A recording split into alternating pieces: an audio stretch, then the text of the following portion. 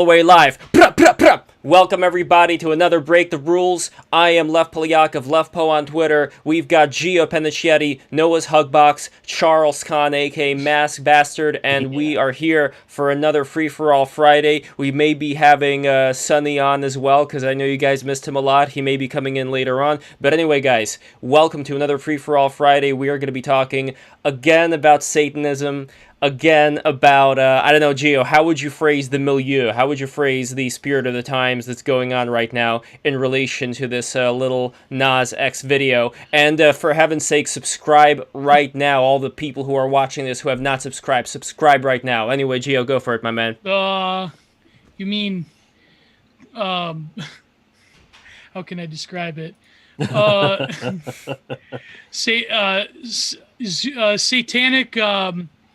Satanic Manichaean LARPing for Zoomers. That's probably Globo, you know what, for well, I had a thread on it, but maybe Right now. we'll save a bit for later. But I don't know. I haven't. I only watched a little bit of the video. Maybe you It's fine quite the gentlemen. video.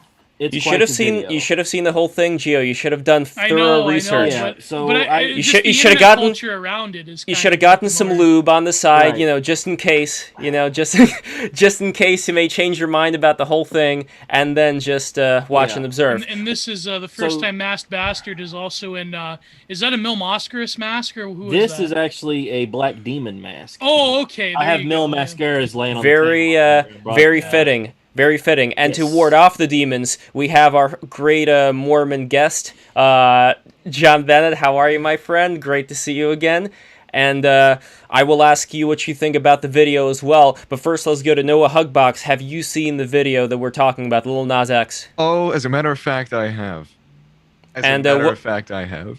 And what are I- your thoughts, brother? My immediate reaction to it was, so it was actually one of my friends sent it to me, like right after it came out. It was like, I think that you're gonna want to see this, and I was just like, it felt like a parody of itself. You know what I mean? There's a Like lot it was, going I've on. always, there's a lot going on. There's a lot going on. I There's a honestly lot. probably should have rewatched it, but it was like it was kind of like what we were just talking about right before the show, where it's like the 5-hit combination. Yeah. Where I was kind of sitting there and I was like, Yeah. all right. There's a lot going It's a on little there. overwhelming. Like I could break it down into 3 acts. So like the first act, he's in sort of like an Eden kind of thing, and then this alien creature appears and seems to kiss him, and then it goes for his genitals and sort of licks his belly, or I think it was his belly. He goes for that, and then there's sort of a Greek-inspired thing where he's in chains, and there's all these other little Nas X's with blue hair. And then for whatever reason, he's condemned to hell, and so he slides down a stripper pole and then walks into Jacob's what ladder, but in reverse. what I would assume would be pandemonium, like some sort of a large hellish city, that sort of thing, where he sees presumably Satan sitting upon a throne, and then he gives Satan an erotic striptease for whatever reason. Then snaps the devil's neck and sits on the throne with the devil's horns, and he grows big magic After Effects wings. Like it's quite the video. They have there's a lot going on, like that first part with the Eden thing and the alien, and Gio probably you and Lev would probably have more ideas about what he's trying to symbolize there. Well, it's first of all, it's the similar Dantean picture of hell going underneath. For those of you who know the Axis Mundi, it's the tree going down into the roots. It is the going as descending into the different circles, and for example, here in the Garden of Earthly Delights, the picture plane in the very center is the egg, the world egg that leads into everywhere. And so I remember there's this good YouTube video about it. But yeah, so actually, let me just, Lev, if you could pull up screenshots of this music video, they're not too tasteless. I've been capping. I will do my best. I will do my best. I wonder if this music video, whatever's left of MTV, somewhere has to play music videos on TV, right? Oh God. I wonder, does this air on TV? I wonder. I think because it's a bit much. There's a lot interesting. going on. Like if you can air Cardi B sort of stuff where she's the two girls are doing their thing like butt to butt and talking about all the things that they do, why can't Lil Nas X do the same? Like, I think this is well, I'm gonna save it for Hotep Sophia, so I have a kind of cover for what I Yes, would well, say. here But, I think this is one of the first screenshots over here you could see. but I'm it's funny putting it that in the the chat. Cardi B thing, how it's very much de-eroticized. Oh, see, there you go. I said Access Monday, didn't even have to see Right. the screenshot. There you go. It's very much de-eroticized. I noticed it's very much a grotesque sort of pastiche of this sort of like, what would you call this, like culture industry appropriation of black Yeah. culture. It's sort of like this weird, like when you look at WAP, you don't like really get, I mean, maybe people do, they have to force themselves, but it's not really meant for any sort of titillation or eroticism. It's more so aggression. yeah, it's like this grotesque caricature of eroticism.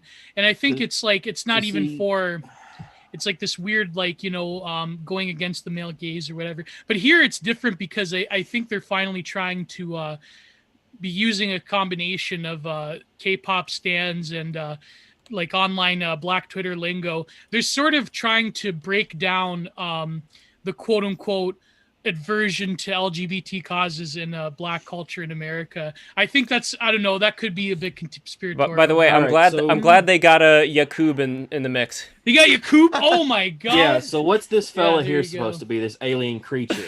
I think that's Yakub. Well, he's the serpent. and Right, he's that's also what I was Yakub. thinking. I'm thinking There you go. he's the serpent, yeah. So He's got his third eye wide open.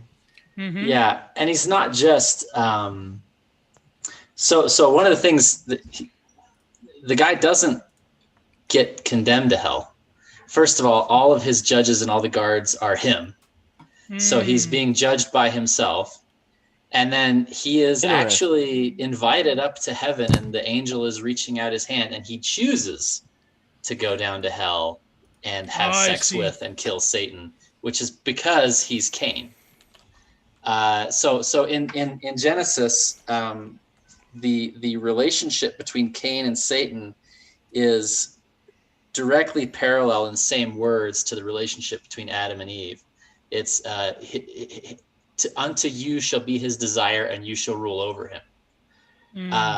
And so Cain is a bottom, or no, Satan is a bottom, and Cain and Satan are gay, canonically. And so what is so interesting about this is it's not like, oh, I'm gay and I'm being condemned by this wicked society. It's a conscious choice to ride down the stripper pole and kill and dethrone Satan. It's a pretty, like, I don't think of this as like a stupid person just using like devil horns and stuff for shock. This is somebody who's really trying to say something. And but why tweet and speak in such a low IQ manner? I guess that's part of the pastiche, right? Well, That's I part mean, of it the might show. be, it might not be Lil Nas X who's saying all these things. Oh, there Like, you go. I mean, because he clearly, a lot of people went into making this video. But like, for example, when it closes up on the tree, I don't know if you guys saw this, but there's Greek on the tree, and there's symbols. And on the top of the sort of Greek lettering, there are symbols that represent Satan and masculinity. There's a caduceus, there's a unicursal hexagram, there's I can't remember what else. I actually had a screenshot because it's blink and you miss it. And then down below, you've got the Well, here's the lunar- tree. Right. So up on top, you've got you can't see up on top, but yeah, okay. So you've got the unicursal hexagram. You've got it's not a caduceus, it's a serpentine cross, and then you've got alchemical sulfur, which is a sort of masculine representation of Yeah, the and that's also sulfur is the Lucifer. one that is the solar principle. It ignites the fire of Right, and then down below on the bottom, you've got alchemical mercury, you've got a triskelion, you've got Actually, I think that's quicklime. And then you've got the lunar goddess on the right there, and the spiral, which can be a pederasty thing. And then you've also got the Jesus fish, which I don't know if that's just like a What's the FU, Jesus fish like for? associating him with all the feminine symbols or what? Well, because the Jesus fish is like what some Gnostic Christians call the feminine aspect of Christianity, where they because the fish is always a symbol of fertility and the feminine principle. So, for example, there's a lot of contemporary artists like Lee Bull who will use like fish. One exhibit was I shit you not, she took a bunch of fish in baggies and put them in a gallery, and they had like beads on them, and it was so vile that like the other exhibits had to like tell them to just take it out. It was terrible, but that So was they were supposed live to. fish? Is that what was going No, on? they were dead. They were dead. Ooh. And it was in there for like a month. I bet that yeah. has smell. Now, if I'm And that not was like a mistaken, symbol of fertility and the power of the feminine, because the Okay, so fish that's was what they're- always. Well, if even I'm in not Shakespeare, mistaken- right, the fishmonger thing. if right? I'm not mistaken, there's also another aspect to the Jesus fish, which is, like we were talking about yesterday, this idea of the procession of the equinoxes that the Earth goes through, where it goes through different ages. So cycles, yeah. yeah, exactly. So it goes through the zodiac, and the fish was around the time of Pisces. That was where the sun was in the procession of the equinoxes during the time of Jesus Christ.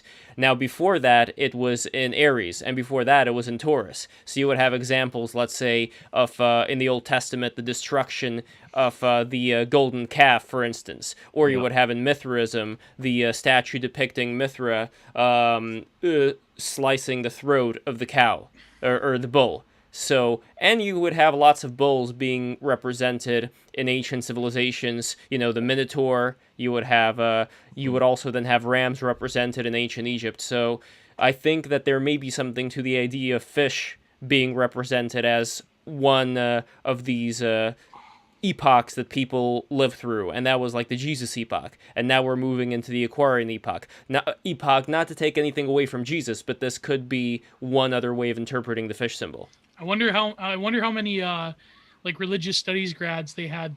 They gave a hot dog and a handshake to like put this in the.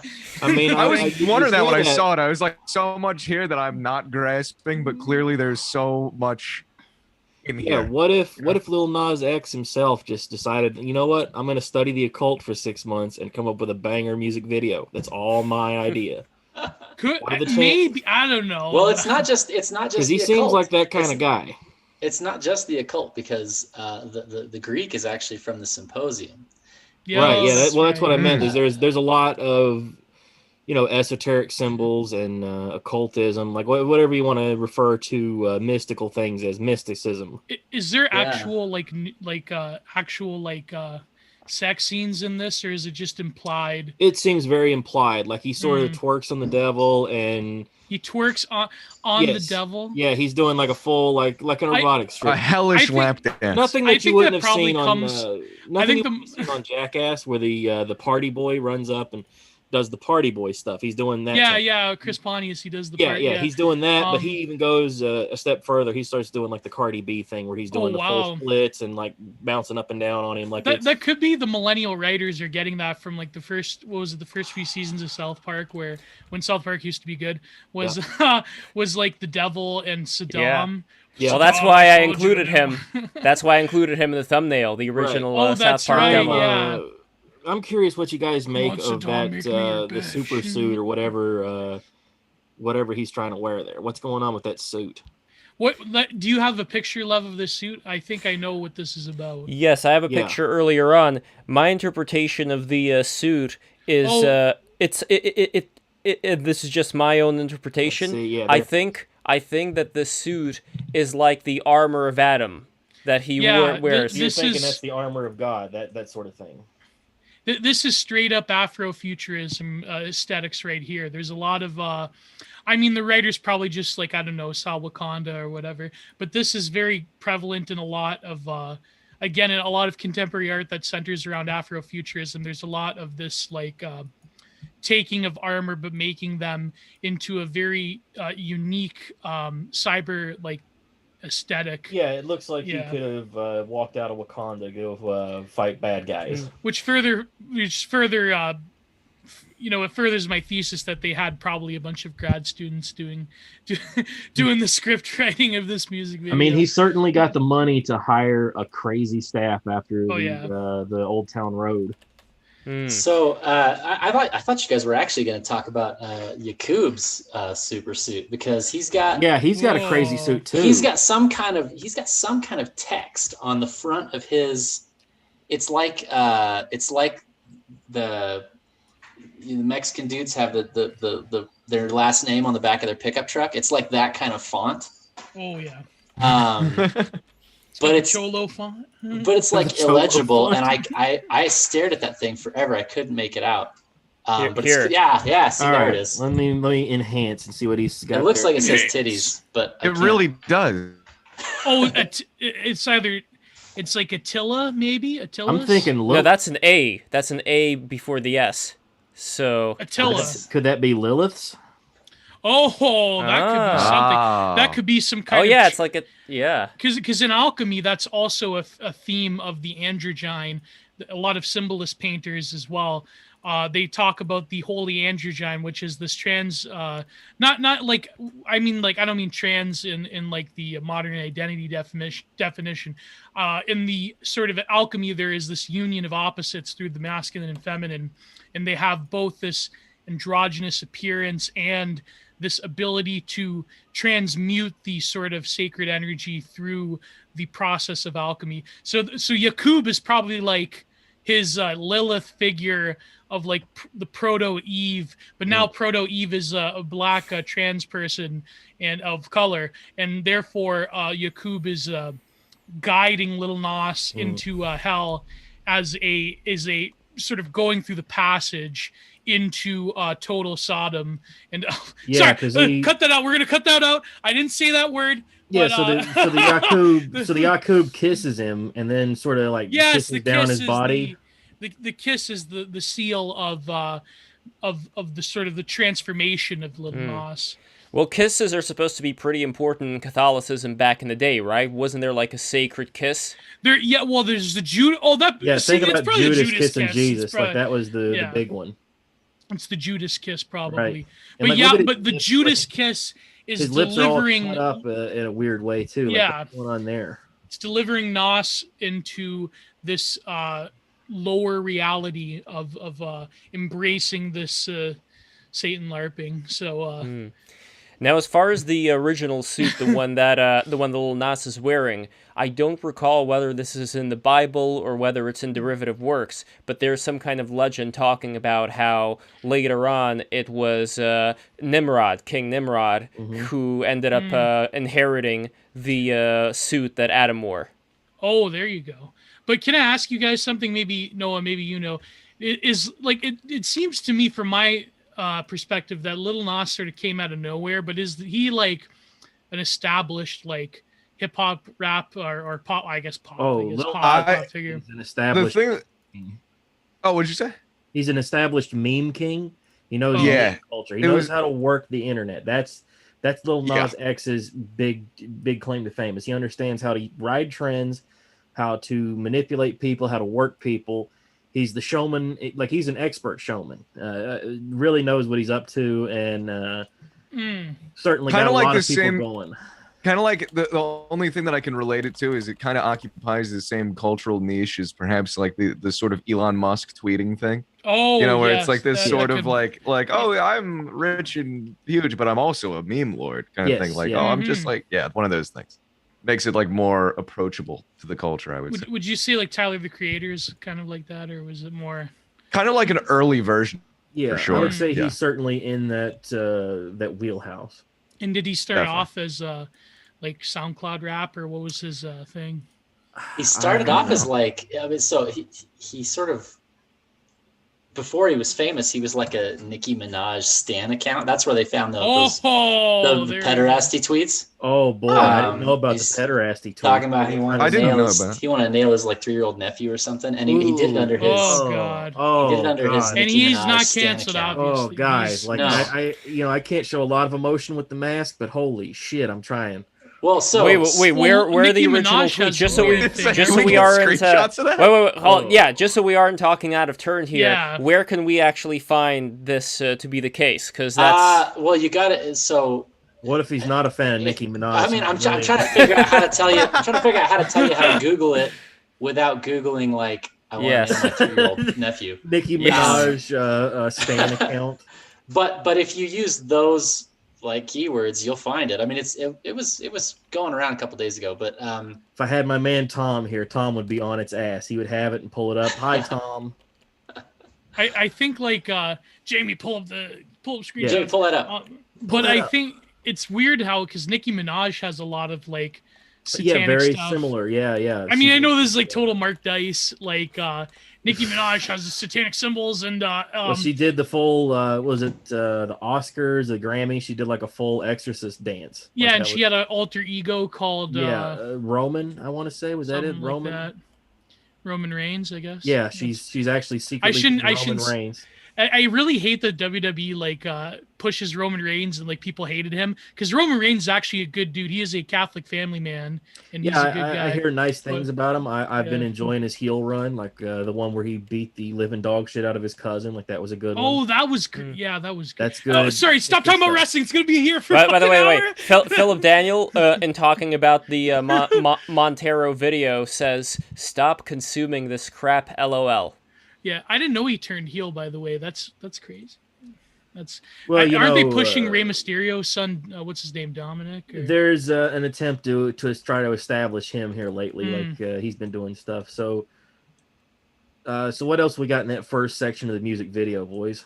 So yeah, Nicki Minaj has an alter ego called there was like I forget the exact name, but it was like nobody talks about it anymore. They had to like sort of bury it. Mm. But it's Wait, it's, that's in relation to that nephew tweet, right? well when Lil Nas was like the number one Nicki Minaj fan account, I guess that was. So then we have him being judged in this room full of Marge Simpsons. I'm not really sure what the best way to describe the hairstyle is. It reminds me a bit of France in the 1700s. I'm not sure if that's the best way, but here are some of the outfits that you could see over here in the chat. By the way, all the new people who are watching this, please subscribe, please subscribe. Here we go, here we are. So what do you think of what's going on in here with these outfits? I mean, these are standard. It's his mom. I found. Oh. It's his Oh. mom. It's, Well, what about Dad? Well, Isn't this where's like Dad? Where's the Dad? tie? Heard See, is there's no a tie. excuse for hate. What the? Where do you Oh, think- I never even realized that. Yeah, Wow. I guess this was him, Lil Kim Facts. Wow. This is a lot of the. Oh my God! Oh, my God, boy. Mass Bastard! Oh. Now, is this still Hopefully, on the I mean, internet? Even if it's just a troll, it's like why? Nah, they Like, deleted it like right after it went out. But Yeah, Mm. but it's like, but I think a lot of this. I mean, this is again the mixing up of like the culture industry and like taking like nowadays. I hate to say it, but like there's no difference between. Well, there is. I mean, there's genuine hip hop culture in the underground still, but there's like this sort of weird taking up of hip hop and pop music. Well, and the yeah, Hollywood if culture you, industry. If you listen to a pop song and a country song and a rap song, they all sound shockingly similar. Like Mhm. there's a real fusion that has happened, and Lil Nas X seemed to cross perfectly with all that stuff. but Well, I even don't think it's. I don't think down it's the road. at all. I don't think it's at all an accident that he came out with this very like calculated to appeal to a 50-year-old white woman yeah. video first, and then boom, right to the Satanism. Like I think Kind of like Miley Cyrus. At first, she was more of this country gal, child star, and then But again, this just reminds me. There's sort of a path that a lot of those gals take from Disney, where they Yeah. start off as Yeah. the innocent, friendly thing, and then Britney Spears. Yeah, Disney Britney just Spears, Lindsay extracts all Lohan that had innocence songs and like beauty that. I'm tired Yeah. of rumors starting. That was her thing. Well, is there something going on with Club Well- 33? Have you guys heard of Club What's Club 33? What's Club 33, brother? So Club 33 is a private club in Walt Disney yeah, world, land. Oh, you like know. the Mickey Mouse Brigade. What were they called? All the pop stars. They were part of that show. Oh, the Mickey Mouse Club, yeah. The Mickey Mouse Club. No, but Yes, Club Christina 33. Aguilera, Britney Spears. Mouseketeers. I remember. Mouseketeers, yeah. I remember reading something that's related to Masonry, because isn't 33? Isn't that the 33rd That is the degree? right, yeah, the high order. But what I was gonna say, it's to me, this just goes with like this reminds me so much this aesthetic of like aging millennial 30-year-old grad student in sociology or in culture studies talking about the Beyonциfication of culture. This is like that same like taking of the LGBT camp aesthetic and also taking a lot of trends in pop music and taking a lot of this, but now they're going to apply it to the Black subculture in America. They're going to like totally do this like this sort of like, well, I guess whitewashing, but they're gonna do this this thing where now that's sort of the edginess of hip hop culture is totally destroyed, and they're going to bring it into the fold, and they're going to do this with they did this with Beyonce and Nicki Minaj. Now they're gonna do this with Lil Nas. And it's really just So you think it's an millennial grad students ruin everything. An intentional softening of the edge off of rap music. That's what you're saying. Well, it was the changing of the narrative, because in the 90s, you think Ice-T, gangster rap. Yeah, like gangster rap. There were people. There are people. Characters ever. When in reality, they're now Ice-T plays a cop on TV. Yeah, exactly. And the thing is, mainstream Ice Cube gangster does rap. kids movies. I know, yeah. But mainstream gangster rap, it didn't. It was still a sanitized version of like if you look at the original horrorcore, like Big L, Cool G Rap, that sort of stuff. Yeah, that's like even the more mainstream like Rakim or whoever. It's like that was still an appropriation. Because if you like read like Big L lyrics, I mean, my God, right? Like, I mean, this makes Lil Nas look like fucking child's play. But well, you see over here Tupac, even like your old 3-6 Mafia, that kind of stuff. Yeah, Lord Infamous. But the thing is, they changed the narrative because they no longer had to portray like the dangerous gangster rap, like urban, like sort of urban decay that they wanted to. And there's like more like woke people in the industry. Like I remember Immortal Techniques was talking about this, and who is the guy that won an Alex Jones, KRS-One? They both won an Alex Jones. Oh yeah, KRS-One is as base as they come. Like he's got the song about the 12 tribes of Israel. Like he's no joke. Like that's a legit dude. Like KRS-One. And he was talking about how they would send memos in the music industry. Rapper. Yeah, to like portray gangster rap. Like that's the thing that's going to be the marketing tactic. And that's how the image of Black people in America will be that. But now they're changing it over because that stuff is too like semi, like, let's face it, that's kind of like semi-racist or whatever, but like it's but that isn't appealing to the vast majority of the sort of opening up of a market.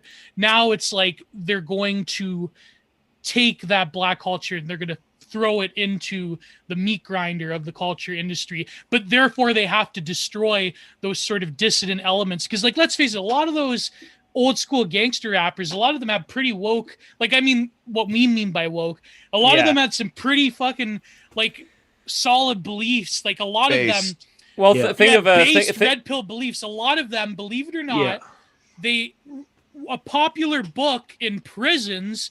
They actually did research papers on this. A popular book that you could get in prisons was Bill Cooper's Behold a Pale Horse. Wow. A lot of those early gangster rappers that actually lived the lifestyle, they were reading Bill Cooper.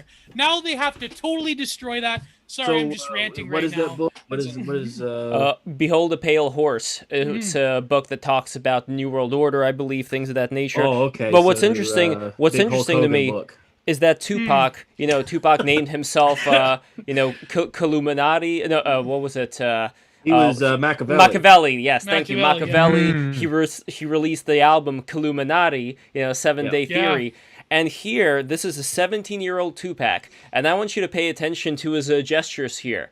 It seems very feminine, just like, and look, much respect to Tupac and all that, but it's very interesting when you see him here. He was doing ballet at the time, and then compare Juilliard. He was a Juilliard trained guy. Like, he's not from the streets. He is. So he was a studio gangster?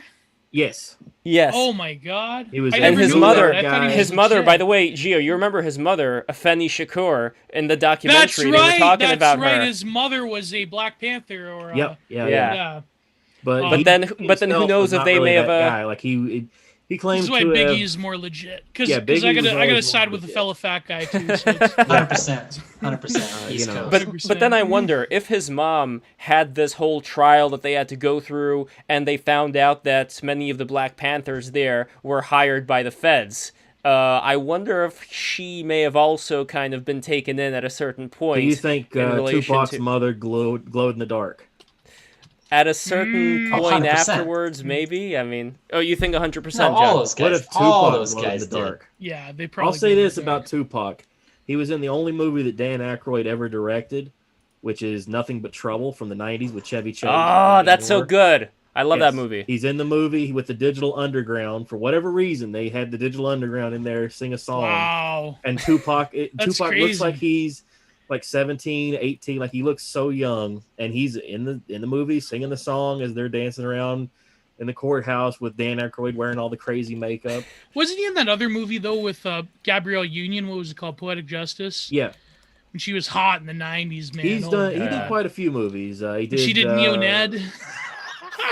The one, No, legit, Gabrielle Union. I know she's like kind of a woke turd now, but like back in the day, man. Oh. But anyways, before I piss off the white nationalists, let me just say that Wait, isn't it White Boy Summer? Wouldn't that be? it's White Boy Summer. it It's is Black White Boy Queen Summer. Summer. Yes, So, exactly. We're in the middle of but as White an Boy Italian, Summer. I'm living. I'm like an honorary White Boy Summer, so it's all right. No, but it's funny like about Tupac. A lot of like you had like Nas, not Lil Nas. Nas was Real it Nas. Nos. Nas was the one who wrote Illmatic, that album. Yeah, one mic, the Yeah. ether, like his whole thing was that his grandmother would talk about ether. I brought up ether before. His grandmother would talk about the elemental ether. You know, there's something that'll burn your soul like fire, and that was the big diss song that he put out against Jay-Z is ether. And that's the thing, like that album came about, it was almost in rebellion against this media, like largely media created image of gangster rap, because he saw like even the ones that were doing like hardcore stuff like Big L, he wrote that song Street Struck. Like they always, even Tupac too had a song about his mother and everything. Like they always had this acknowledgement of this Dear the Mama. danger, Yeah. the dangers of that kind of lifestyle. Like, but then you have like, like Biggie, he actually like, he lived it, right? Like a lot of the guys in NWA, they lived it. And but that's the thing. It's like nowadays, all of that stuff is sort of swept under the rug. Now we have this total like pop, and it's all driven by Hollywood. There's no separate music industry from the Hollywood culture industry. This is the same producers that do these music videos. They go on and do, cape shit nowadays. And so it's like, it's this convergence in the heart of the Americanization of world culture. Now, like the kids in Bangladesh are going to see Lil Nas and they're going to like, I don't know, talk about Mara or something. Even No, I'm sad. even our college professor we had on, was it last week, the week before? That guy, he said that America's #1 export is their culture. Yeah. Poisoning the world. And Noah, when you were, I mean, you are still obviously very young, but when you were younger, what was the rap scene like for you? Were you into it? Were your friends into it? Would you say that it was a defining aspect of culture? Because, I don't know, for me, it was always kind of like on the side. It was when I got older that I really started listening to Tupac, Biggie, and I like who was the other? Eazy-E. Yeah, I like Eazy-E. Who doesn't love Eazy-E? Yes, He's exactly. A very fun character. The automobile song. I don't know if you remember that one. That one is a Rolling classic. down the street in my 6'4". No, not that one. The one where it's like piano playing and he's singing about. Well, I'll tell you later. Anyway, Noah, tell us a little bit about your experience with do you think hip-hop. Eazy was? Do you think he was like a set up? Like, do you think it would like Suge Knight had something to do with it, or? I don't Wait, know. Eazy-E? There's a No, lot sorry, talking who's about the one that Tupac. got? I was like, they Eazy-E gave him died AIDS. of AIDS. Yeah, he Yeah. supposedly got AIDS. I heard it was from a blood transfusion, but They say that I it was- also heard yeah. that Eazy-E was very fond of loose women, groupies. Oh, And yeah. supposedly slept with 20 different girls in one night. Like, you know, Yeah. that was one of the guys in oh man, what was the NWA?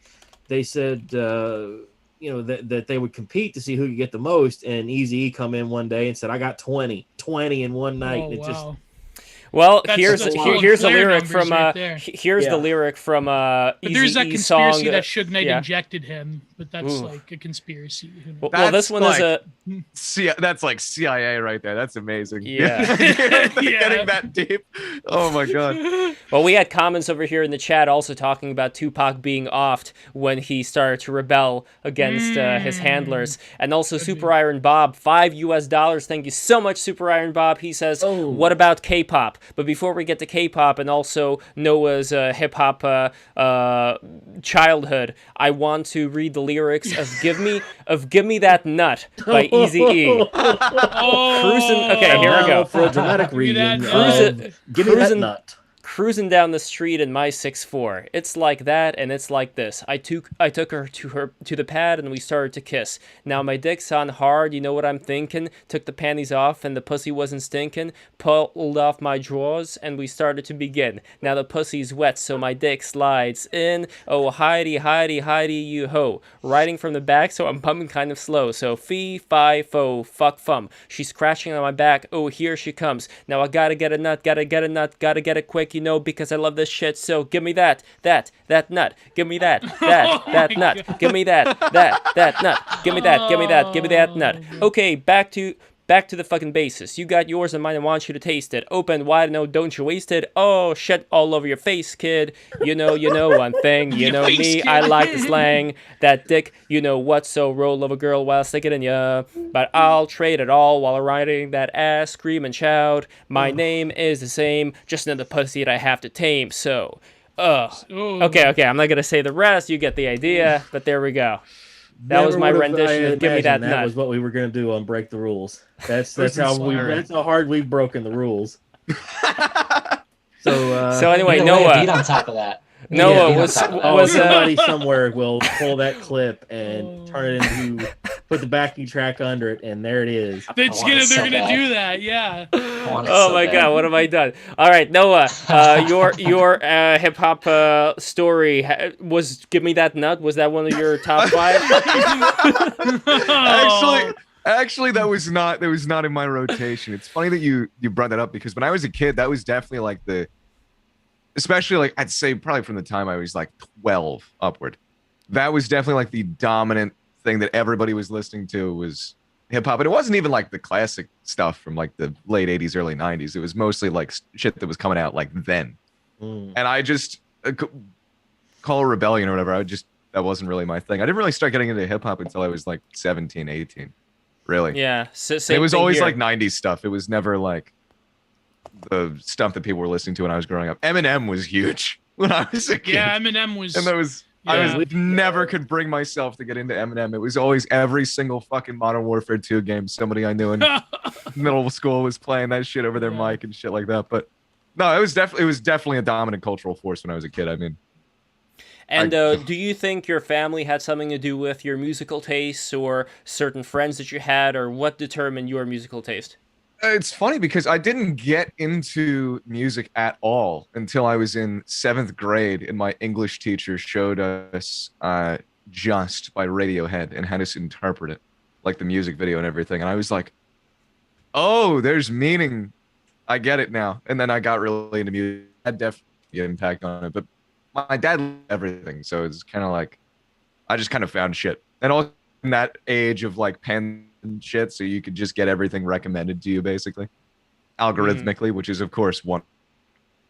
But you know what I mean. Yeah, so I definitely my family had a big impact on it. But it's probably one of those things where you hear fucking Eminem blasting over an Xbox Live mic enough, and you're like, I don't like this.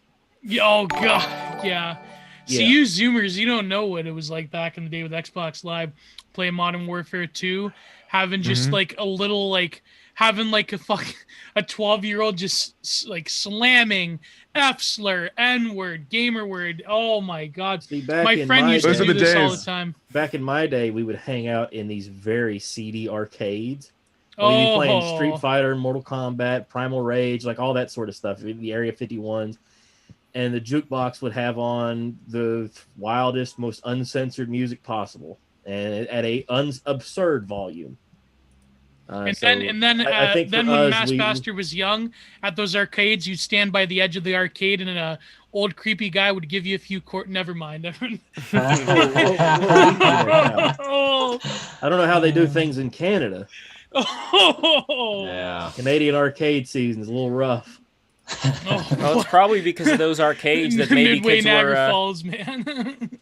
Or maybe kids were healthier because they went to the arcades because at least they got a lot of germs on them, so Right, that it tested Yeah. their system. Well, you had to actually be around people in the arcade. You couldn't just be a tough guy behind a screen. If you were gonna talk trash, you had to really bring the heat in such a way that everybody was gonna laugh and diffuse the situation. And Noah, arcade man. It's funny that you say it because I actually, for somebody of my generation, am because of where I'm, because it's kind of a risky area. We actually did have arcade. We went to like the islands around us and stuff. So yeah, definitely grown up. And I feel like that's an experience that like a lot of people missed in my generation, but around us it was normal growing up. It is for sure. tough It was awesome. to describe to somebody the feeling of, all right, we're after school every day, straight to the arcade with as many quarters as I got, whatever change I can get, and just try to dominate on Street Fighter, play as long as possible, and just rack up game after game, just wrecking fools. And yeah, we used to go then come back up the arcade, and it was legendary. I'm very thankful that my childhood was not as as it seems to be for a lot of other people. And there's something to the smell of the arcade too, and the air conditioning. Yeah. And, For some reason, they always had rugs. I don't know why that was the idea. Yeah, like the worst rug, and now all those arcade their pictures of them, they're like every like liminal space compilation with creepy music. You're bound to find like at least 2 different arcades. I feel like as Zoomers are going to grow up, those are going to become less popular, like those type of the compilations, because then it's like they don't have the same experiences. That maybe they went to a Dave and Buster's or a Chuck E. Cheese, and those are just not the same. By the way, Chuck E. Cheese, Gio, have you seen the redesign of Chuck E. Cheese? Oh, terrible! Absolutely terrible. Well, they've done another redesign of Chuck E. Yeah, Cheese. Well, they have. Okay, here I'll show you the old Chuck E. Cheese, and then I'll show you the new Chuck E. Cheese. Actually, you can see them both in the same frame. Here we go. So Noah and everybody, just let me know what do you like? What do you like more? Which one of these fellas appeals to you more? So one feels like a classic mascot. The other one feels like a creepy fursuit. Yeah. Yeah, the one on the left is dated but approachable, and the one on the right looks like a tuberculosis. Like the one on the left looks like the sort of thing you would have walking around at Disneyland, like shaking hands, and hugging kids. Like it's a nice, friendly thing. The one on the right looks upsetting. Yeah, here's the. God. It looks more like a koala than a mouse. Yeah, his if I'm ears being honest are very, here. very big. Like I don't. Is the mouth always open like that? Yeah, it's fixed. It's like a that. gaping maw. Oh my God. I guess they wanted to soften him for like a new generation and make him less less thick, make him skinny. I don't know. I mean, look at this. They're trying to. What? He looks kind of dark in the second one. Just like the way his eyebrows are. He looks menacing. What's that one like? What was it called? The furry film that Disney did or whatever? Roadside Romeo. No. The recent. What's Robin it Hood? called? They did a Robin Hood where it's like the cop bunny. I know the one you're talking about. Bunny. Zootopia. Cop bunny. Zootopia. There you go. Oh. I think this is like Chucky. So someone said in the comments I look like the maggot brain guy. Well, I am Italian, so so there you go. I mean, but this is. If I was like a fully like black guy, I probably would look like the maggot brain. But this is Roadside Romeo. This is an Indian Disney co-production. Oh my God! I talked about this before, but there was like major crushes that people had on that dog, and that dog, it was voiced by Kareena Kapoor. For those who don't know their Bollywood, Kareena Kapoor is like a very big star there. I think still a very big star, though she's older. You know what the best part it just reminds me of the Kiro the Wolf video. Oh God. You know what the best part of when he came back, the absolute best part was when he said like halfway through he was dissing Kiwi Farms. And like, what, okay, the thing is like Kiwi Farms has like, you know, they've done some sus things. And, you know, the guy that runs it and all, Joshua Moon, he's done some pretty sus things. But there was this one part where Kiro said that, why would you take Kiwi Farms as a source of information when they literally besmirched the name of Ruth Bader Ginsburg when she died? And I tweeted that, and then Kira the Wolf said this, and I tweeted that with a picture of my RBG painting. So, by the way, Noah, from order like 1, 2, 3, 4, how would you order them? Oh, okay. Why are you? Please stop. No, you do not have to. Purely a hypothetical. Please Purely a don't. hypothetical. Please don't answer that. I'm gonna answer this. I'm not gonna order them. I'm just gonna give you my number 1, which is far left. I mean, it's kind of. Yeah. You think I feel like it's dog, so okay. see, what about the dog least woman and you go, she could get it. If we're what about the worst splitting one? hairs here. I like what about the worst one? one? I like the one like the second to left.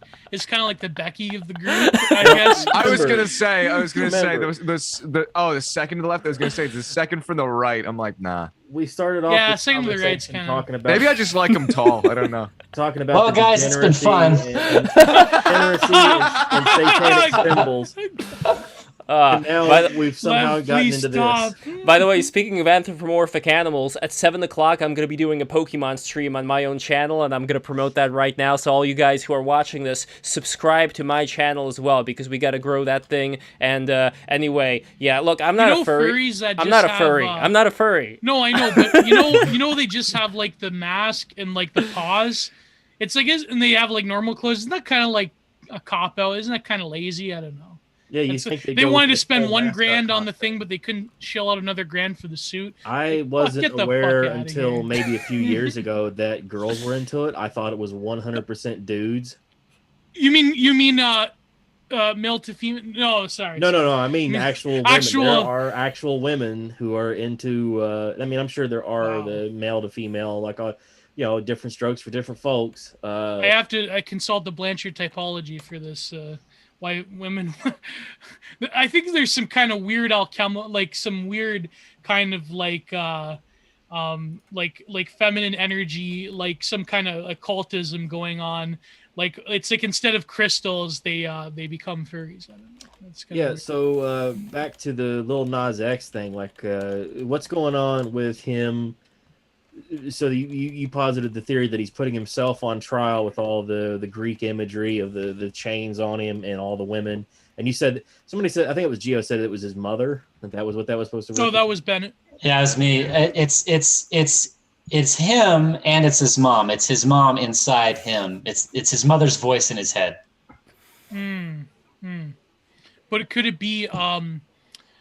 Is it the transcendence of the mother, or is it the overcoming of it, or is it rather the sort of taking in of the cosmic mother principle? I read it as he escapes that, and then he's going to heaven, and he elects to go to hell. Oh, I see.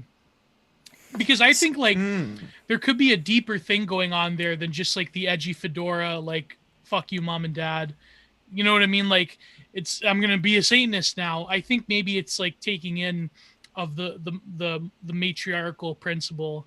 What if it's a freedom thing? If he's one of those guys, he's like, yeah. I'd rather rule in hell than serve in heaven. Yeah, Right. that's kind of like the edgy fedora. Right, thing, yeah. but- Well, from what I understood in what Lil Nas was talking about, he grew up in a very fundamentalist Christian go. household, and so he sees this as being kind of like, what, you think that my lifestyle is of the devil? Well, then I'm gonna push things, even further. Yeah, So that's what I got. I always feel that way. Whenever somebody's mad at me, I always think, all right, you guys are mad now. Let's really show you what mad looks like. And here is the pole that ends up coming from hell up to heaven, and he grabs the pole. So this is there what you it go. looks like. I mean, it looks just like an ordinary pole, right? I mean, I guess it's supposed to be euphemism for a dick. I think. I'm not sure. Oh yeah. I Yeah. mean, it would have to be, right? Because it extends out, like, very yeah. powerful, hard. It's and the he's phallic just- symbol. He's very happy as he's sliding down it. Yes. And by the way, that tunnel that he slides down, I had a dream, not yesterday, but the day before yesterday, of a similar tunnel, but I was like, it was not going down, it was just like horizontal, and I was doing barrel rolls in the tunnel. Just a side thing I Barrel wanted to roll. mention. Yeah, exactly. Mm. And then So then he goes into hell, and then he destroys then he grinds on the devil, and then eventually he destroys the devil. Well, he also and he walks takes his into place. walks into the big palace, the big After Effects palace. Yes, the After Effects So then palace. does he become Satan? Yeah, he after? puts on a crown. He snaps the devil's neck, puts on the devil's crown, and then he grows big After Effects wings. And does he sit on the throne? I think he pushes the devil off and then sits on the throne, right? Yes. Am I yeah. inventing that scene? No, I think that's pretty much what happens. I'm just looking through here. Let's see. Gio, you don't mind if I post a screenshot of him grinding on the devil? I guess. I that'll mean, be if all it's right? not going to get us banned. Well, I mean, that is a good question, though. It's on like, YouTube. Yeah, it's It on is YouTube. Yeah, just go for it. It's Yeah. straight from YouTube. Looks like a sperm head of the screen super. Yeah, kind of. What did someone say? That Satanism is a healthy response to fundamental. Well, the thing is, there's some. Here it is. Oh Here's God! Wow. Yeah. You know Is what's he funny? also playing the devil, or is it a different actor? I That think looks it's like a different guy. It's I hard. I think it's a you different can't guy, even really but he could have crazy makeup or going something on. Yeah. I But wonder. But it's one of these things. He's got the where high you- heels going on. He's got Yeah. the stilettos. We can Yeah, here's another also. I just want to point out how gnarly the devil's set is. He's got these big skulls beside him. Oh yeah. The it's skulls, like I like 'em. Armageddon 2003 or 2002. That was a good set. Yeah. That was a good entrance. But we were talking about yesterday how we have the drag queens who originally just started doing their stuff for entertainment purposes, and they were wacky and they were weird and they were out there. But has it been just lately that they started looking more demonic when it comes to No, all that those- was always like Nope. the garishness of it. That was around since like the 70s, like John Waters' Pink Flamingos type of. And that's Mom too. yeah, 100%. Yeah, that's Yeah. definitely That's Mom. that's Like I'm- John Waters. I'm terrified and I have this horror and revulsion about my mother, and I'm gonna put that all over my face. John It's Waters is a conquering the- fascinating character. it's conquering the overbearing feminine by literally making a garish, like wearing its skin like Ed Gein sort of deal. So It's is it like, similar yeah. to then Lil Nas X killing the devil and taking his place? So Where- female impersonation, that sort of thing, like or a perversion of what the feminine's supposed to be. Well, if yeah, that is what some, well, by some I mean tariffs. That's what they would say, but that it's really it's an overcoming. It's an integration of the feminine, but it's an overcoming of it. It's like weird sort of I don't know. It's a lot different. It's wild to me because it's a lot different than the gay culture that existed in like the 70s and 80s. A lot of those people, they did like, say what you want. I know the Pink Flamingos, like it's like, yeah, it's a degenerate film, but whatever. I love it. But it's That a great. But butthole in terms of cinema, it is a great piece of art that a lot of gay men produced. They did produce a lot of great things because they had that sort of like attention focus of the masculine, Did you but ever they catch, had a form of. Did you ever like a- catch Female Trouble?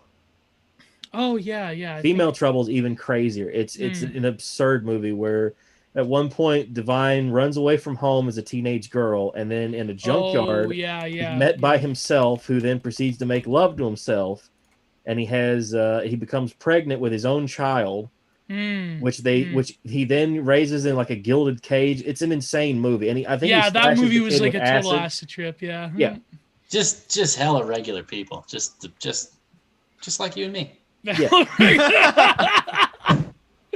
I wonder, had Divine lived just a little longer, would he have become a mainstream star as he was cast on Married with Children? He was going to be part of that show. He was going to be the uncle or something. Oh my god. That was Oh my my understanding. God. Like, what could that show have been? What could Divine's legacy have been had he lived just if he'd have just got the one season in as the uncle character? Way Gio, ahead of his time. did you get a fear of men in wigs after watching Dress to Kill? Maybe. Men, I don't know, the men in the wigs thing. That's kind of that's It's like there's- fear of clowns, isn't it? Well, yeah, but there's sort of always been like a sort of dandyism attached to it. There's sort of been like an aristocratic thing about that, but that always has an undercurrent of subverting normal, what would you say, Christian civilization. Gio loves cruising with Al Pacino because it reminds him of Foucault. That was yeah, that's right, Al Pacino, and I couldn't believe they did that to Al Pacino in JFK, where he's dressed up like the aristocrat and he's like got the gay sex party, and I couldn't believe that, man. But yeah, I think that someone mentioned RuPaul's Drag Race. I think that is another conscious effort. The Club Kid thing, there's some connection there with Hollywood and the Club Kids, because RuPaul was one of them, and of course. Who what's his name that died recently? Alec. How's it going down there, Michael Alec? Tapping my foot. Oh man. But Well, seriously, he was on that and he he's was on that burning in hell right webcam. now. Well, But, he was on the webcam presentation with what's his name, the fabulous that drag kid. Desmond is amazing. Yeah, Desmond is amazing. No, but there's a lot of conspiracies around it. But I do think that Club Kid aesthetic, a lot of people that do work in Hollywood, they probably were influenced or had some kind of adjacent connection to. I know RuPaul's Drag Race is such a big like cultural force. There's something to it. Like Michael Alec is this weird cultural figure because it's like a lot of that stuff. Like he was sort of tolerated later on by people in power. It's like this weird, I don't know, there's a lot of like weird coincidences that just don't add up if you have a very, like, what would you say?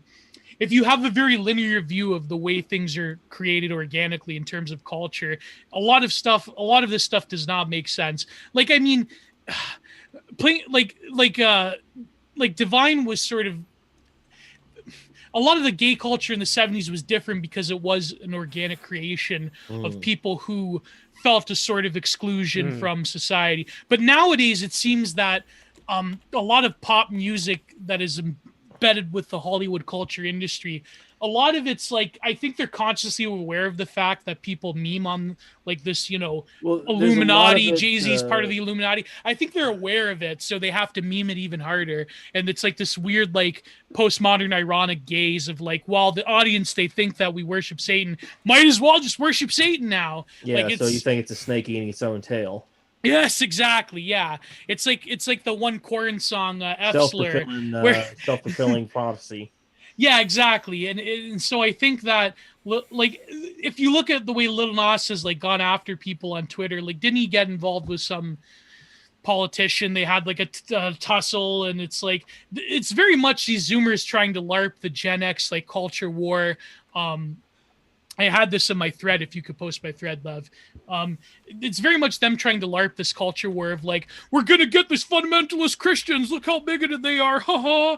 And it's Marilyn Manson stuff like that. And it's just really it's cringe because it's going after an enemy that no longer has power anymore. Yeah. And even this whole reaction to it, it's like the people that are saying that the people reacting to Lil Nas negatively, it's that the negative reaction isn't even real. It's the reaction to a made up reaction that is what is important. It's the people canceling this like scapegoat of the religious right that doesn't exist anymore. Well, it's a work. Wait, Gio, it's a work. It's a total work. It's like I won the title belt in a tournament in Brazil, buddy. That's how I got the NWA World Heavyweight title. I won it in a tournament in Brazil that nobody knew about. Lil Nas X, like Hollywood Hulk Hogan. He saw the way the wind was blowing and decided to come out and say, listen here, brother, I'm the third man. Tell you all about the new world order, brother. Yeah. And World Championship Wrestling will never be the same. Exactly. And that was an original... That was a going the way the wind was blowing, and that created the Monday Night Wars. And Hulk Hogan, he saw weeks, brother. But then, of course, the writers had to ruin it by making half the roster part of the NWO. So, oh wait, Gio, can you send me in chat the link to that thread? Yeah, I'll send I'm curious to see where Lil Nas X rides his heel heat to. What is he going to do next? That's the interesting question. Where does he follow up this? Does he follow up a new music video as the powerful Satan now, or does he just go on to like, all right, here's my next music video with crazy visuals inspired by mysticism and the occult? And well, is this the limit where we are right now, or if things could get, let's say, a little bit even more extreme, where do you think the line is eventually going to end up? I don't know, Noah. I mean, you're younger than a lot of us, so what is your vision from what you've currently seen right now happening in your generation? What do you think is going to be in the next couple of years? And I'm curious, who is the oldest person here, by the way? Is Probably it John? me. Yes. Probably, and yeah. and then I'd I'm say curious John's probably, from you're your older than me, right? yeah.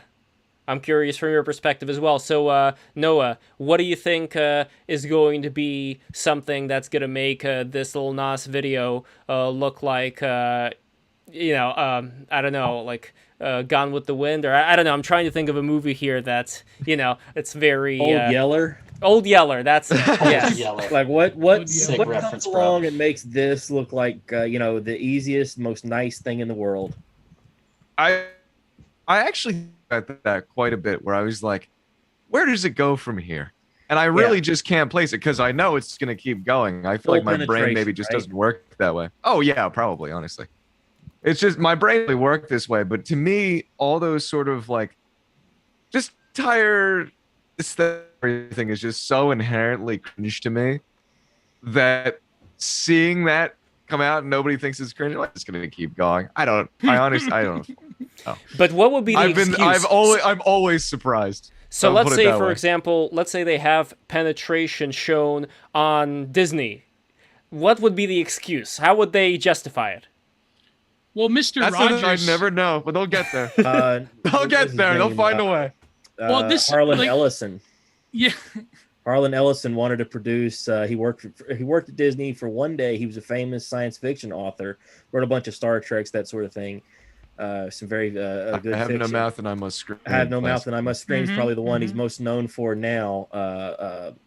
That he worked at Disney for one day, and at lunch he had the brand new office up there, and at lunch he decided to act out and imitate a Disney porn, what that would sound like, of Goofy screwing Mickey Mouse.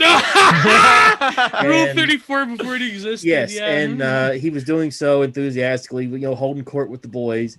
And some executives heard at the next table over. Oh, And God. as he went back to his office, his name was being scraped off the door, and all of his personal belongings were in a box handed to him, and he was gone.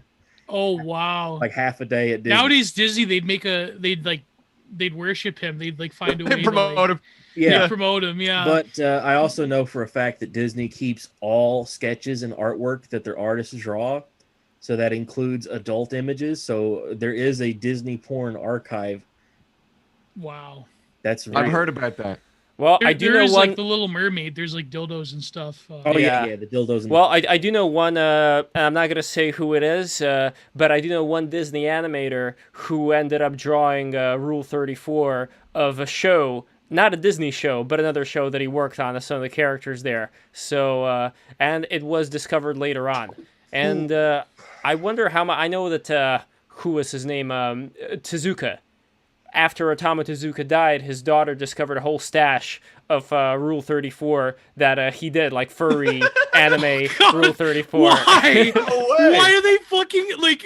Unless Why you're does being this paid to happen? do this shit. I mean, maybe he did it as a goof. Maybe he was just laughing Yeah, one it's- afternoon and drew all that stuff out. 10,000 images. you gotta have Disney- you gotta have you gotta have a dead man's trigger on that shit, man. You can't give it to your kids. That's not right. I wonder if like the Disney like got Robert Crumb to like do some stuff. I Oh wonder god, what that would look yeah, like. that'd be very interesting. Mickey Mouse riding on the back of a giant woman. Giant Amazonian. Yeah. Yeah, Well, look, pretty soon. Okay, pretty soon. I want to if also ask yeah. Bennett about like where the future is gonna go. But go ahead, Yes. Lev. Sorry. Well, I just want to say, pretty soon. I mean, if you think of all the Rule 34 that already exists now, Yeah. the market is there, the demand is there. So probably there is going to come a time when Disney's going to decide to cash in on all of this and create like, they're going to have like Ooh. something for the kids, and then like Teletoon the past- late night, but Disney. yeah. Disney Yes, After exactly. Dark. all the old Disney properties. After Little Dark. yes, You have Little to like use Mermaid your and parents' yada yada yada. password Yeah. to like do it. Yes, exactly. No, I'm telling you, I think this is gonna happen, and I also think that we're gonna have VR. No, fuck VR. VR is in the past. We are gonna have technology that's gonna go into our brain, like the Neuralink, and is going to put us into a digital astral plane where we are gonna be in the world of all these Disney animations. See, furry or not. See, that's where I think AR is the way of the future. I think augmented reality. Like once I saw a demo of that at an E3, like maybe 8 years ago, and the dude was explaining it to me, I was like, "Holy shit, this is the next thing!" Like VR is cool, it's neat, but it's not here's crap projected on a wall, and you're walking through a room, and you've got the heads-up display, and all this crap is just suddenly there that wasn't that. Almost like From Beyond, your pineal gland has been stimulated, and you suddenly see stuff that wasn't there before. That's not calcified. Yeah. Yeah. Oh God. That's going to be the thing. Like you look at how big Pokemon Go was, like the novelty of I hold my phone up and now there's a little Pokemon here, and that was done from the AI technology was done from this like geocache website. Yeah. What was Legend of Dead Bodies? They had another game. Now we have we've ran Pokemon. Nautica. That's another. Well, now we have Pokemon Go, and in the future we're gonna have Pokemon Come. What? All right, and I love that Lev looked in the camera as he said it with a wink. Well, Lev is playing Pokemon after this. I think. I am playing Pokemon after. How many badges have we got now? We've got 2, 3. No. We just have one badge because. You gonna play Sneederan again, Lev? Look, I'm gonna play my whole cast. The problem is that I got really, really bad advice from James early on, where he told me that I have to level up my what's his name, the little insect Caterpie. You named him after a serial killer. Yes, exactly. Well, I named him after. Technically speaking, not a serial killer, a serial. I don't know. No. He didn't kill anybody. Joseph Fritzl. Did Joseph Fritzl kill anybody? But he. Jeez. Yeah, let's talk about Joseph Fritzl. No, do you know Joseph Fritzl? Do you know the story behind him? I'm unfamiliar. Okay, so Joseph Fritzl. Type it. Go to YouTube. There's like. Tens of there's like about 100 documentaries on Joseph Fritzl. He's a great Australian patriot. He became a 4chan hero. Yeah, we're gonna name our Abra Albert Fish next. Oh my goodness. Yeah, so Joseph Fritzl. I ate her little rump, but I did not fuck her. She died a virgin. No, I can't believe I remember that from the Albert Fish letter. Oh my god. So let's see if I could find the layout of the basement over here. Yes, it really okay. Is this is all Friday. This is the basement that Joseph Fritzl created to house a completely different family of his that did not see sunlight, that was just living in this. So he had a basement family like that the Brie Larson movie where he kept the woman out in the shed. Yeah. Here's the sleeping area. This is my family, and out there's my shed family. My 2 wives that give me a hard time. Yeah, I got my one wife that I like, and then my one wife that knows her place. Oh no! Oh my god! Shed wife. Thank God it's Monday. No more nagging wives. Oh god. Broke shed wife. Woke shed wife. Whoa. Shed wife, happy shed wife, happy shed life. And we are gonna be joined by Alexandra. Alexandra should be coming right now to our show over here. I sent her the ID. I always forget to give the ID. It's like such an inconvenience. But yes. Bennett, where do you think the future is gonna go? You are very perceptible about these things. Well, I know my brand is like really alarmist about this kind of thing. But here's the thing. Satanism in the music industry is like 40 years old. Yeah. 45 years old. And I think this is, like you're saying, it's more grad student-y than Dio or AC/DC or anything. Yeah. But like I see this as more of, I think it has ramifications for, it's not really going to move the needle with the public is what I would say. I think that what it does is people who dick around with this kind of thing, I don't think Satan cares that they're just doing it as a LARP. I think he'll take it either way, and I think that it transforms people. And you know, I don't want to get too. So like Go once ahead. you look in the abyss, it looks back at you, and it Well, changes. Well, Go yeah, ahead, I mean, Bennett, go ahead, you yeah. know, if you're gonna put human blood and stuff, and like, you know, like, Spirit cooking. Oh yeah. and all Well, that we didn't kinda even crap. get to the shoes yet. Oh, Well, yeah. I wanted Yeah. to run a tweet by you, Bennett. This is you've probably seen this. I talked about this yesterday. shoot. But this tweet, I'm pulling it up now. Damn, Joseph Fritzl, you really planned ahead. That's really smart. I mean, most husbands, they don't do that, but Oh, by the way, we also have a comment this from person, Was he a mad architect? he was the dungeon master. Yeah. yeah, Ugh. he was the Dungeon dungeon master. Oh god. They should have it that character instead of the Shockmaster, eh, Mast? Yeah, that should have been. Man. But this tweet, I ran it by Gravantis yesterday. We really didn't get a chance to talk about it. This person. Now, this is how I know Twitter is a psyop, because this person hasn't moved the needle in terms of the same amount of followers. But apparently, this person's a nurse and furry, obviously, and so this person had 2 viral tweets go off in the same period about Little Nas, Cliff Jarris and Pervocracy. Pervocracy? What a name. Yeah, I know it's, but this one I was so confused about this, because this is really like an American Protestant, like evangelical caricature of Christianity. Lil Nas is really exposing how many Christians think of Satan not in spiritual terms as a force of temptation and punishment for earthly wrongdoing, but in Diablo 2 terms, as a second god who has magic powers, who will take over his main god if he gathers enough worship points.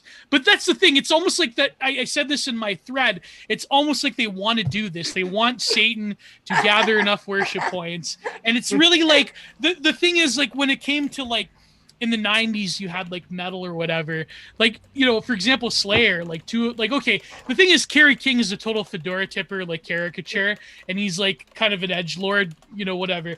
But, you know, you had 2 of those guys, at least during the Dave Lombardo era, where it's like Tom Araya and Dave Lombardo were both practicing Catholics. Yeah, they were deeply from religious Chile. guys who just did this as a gag. Like it's an act. Yeah, and they had some songs that were pretty based as well, based in red pilled, like "Criminally Insane" is one of them. The one where they covered the Minor Threat song that they got into heat for, because at the very end the lyrics were like "guilty being right, guilty being white." Damn, that was a song. "Drunk Drivers Against Mad Mothers," that was also pretty anti-Karen song right there. But Kerry King's an edgelord. I never liked Kerry King, and let's face it, let's come out with it. All the songs that you like of Slayer, they were all written by Jeff Hanneman. I'm sorry. I have to say it. By the way, we got Sorry, not Alexandra. sorry. We got Alexandra Yes, Plotnick in the Hi, house. Alexandra. Have you guys met, by the way? Noah, have you met Alexandra? Is this the first No, time? I have not. Hi, Nope. Noah. Nice to meet you. So, Alexandra, you have a certain opinion about the Little Nas sneaker situation, the music video. Have you seen? Have you seen? I these saw the things? video. It's fucking amazing. Now, what Very do you like late. about it? Yeah. What's that, like, computer simulation, like, kind of art, like deep something, like Deep fakes. Deep Dream. Deep Dream? Yeah, like Deep Race Mind. 3D. AI Yeah, generated. Mine. Yeah, I didn't do a Yeah. whole lot of research on it. But it's fun. It reminds me a lot of a lot of stuff like involved in the web. It's very like web savvy. It's very like, you know, I don't know. Very there's an artist, TikTok-y. I won't remember the name, Yeah. but he does a sort of he has a similar passage. He knows how to ride Similar trends, what we elements. were saying earlier. He's also black. What do you think of the symbolism in it?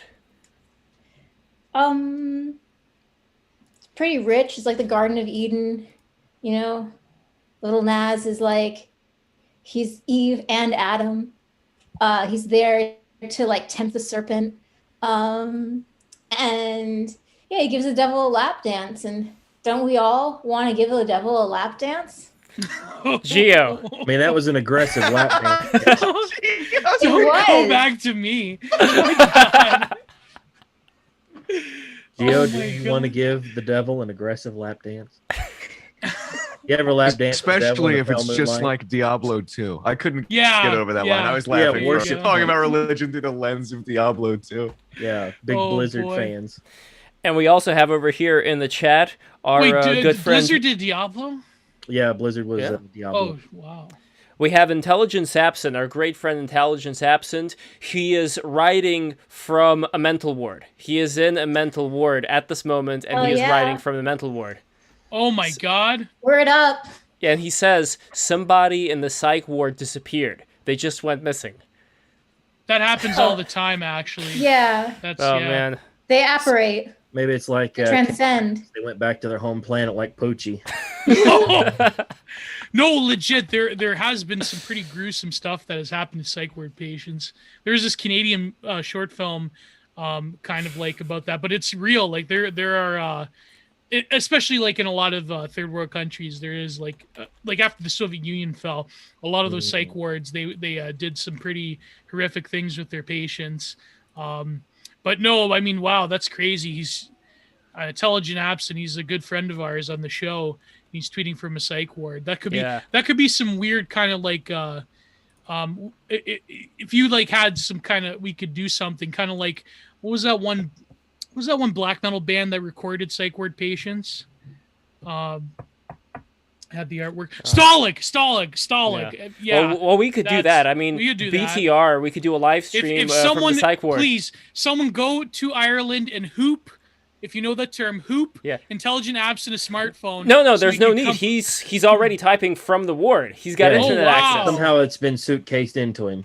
Yeah. Yeah, I don't know. Like, maybe they're operating on different laws there. Maybe it's legal for people who voluntarily go into the psych ward to have internet access and to have their cell phone with them. That seems to Why be do the they case. ban? Yeah. Why do they ban cell? I guess they ban cell phones from prison because then it's like you could look up somebody's paperwork. Yeah. Like, that's happened before. You could do a lot of things from a cell phone. Yeah. Oh yeah. You could. But you at, could still but it- operate your drug empire from a cell It phone. would be pretty interesting, though, to talk to some of the people in the psych ward, like, who have interesting, not just like, haha, but like, who have interesting things to say, because there are a lot of people, outsider artists, if you will, who operate at a different frequency, and it would be interesting to get their take on even this little Nas video. Some shamans, for sure. Yes, exactly, Oh, yeah. exactly. It's, Yeah, their it's like that chakras are McKenna open. video. It's called Schizophrenic or Shamanistic. That was Wait, myself says, why is everyone assuming he's locked in with them? Well,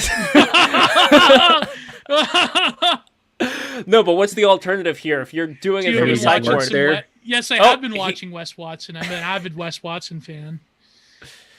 His latest videos aren't that great, but like when he's like his first his first run, like after he did the Big Herc interview, that was great. That was some great stuff. Wes Yeah. Watson, I don't know, people call him a grifter or whatever, but like I think he's doing some good. At least okay, he probably is a grifter, but like he apparently his story is legit.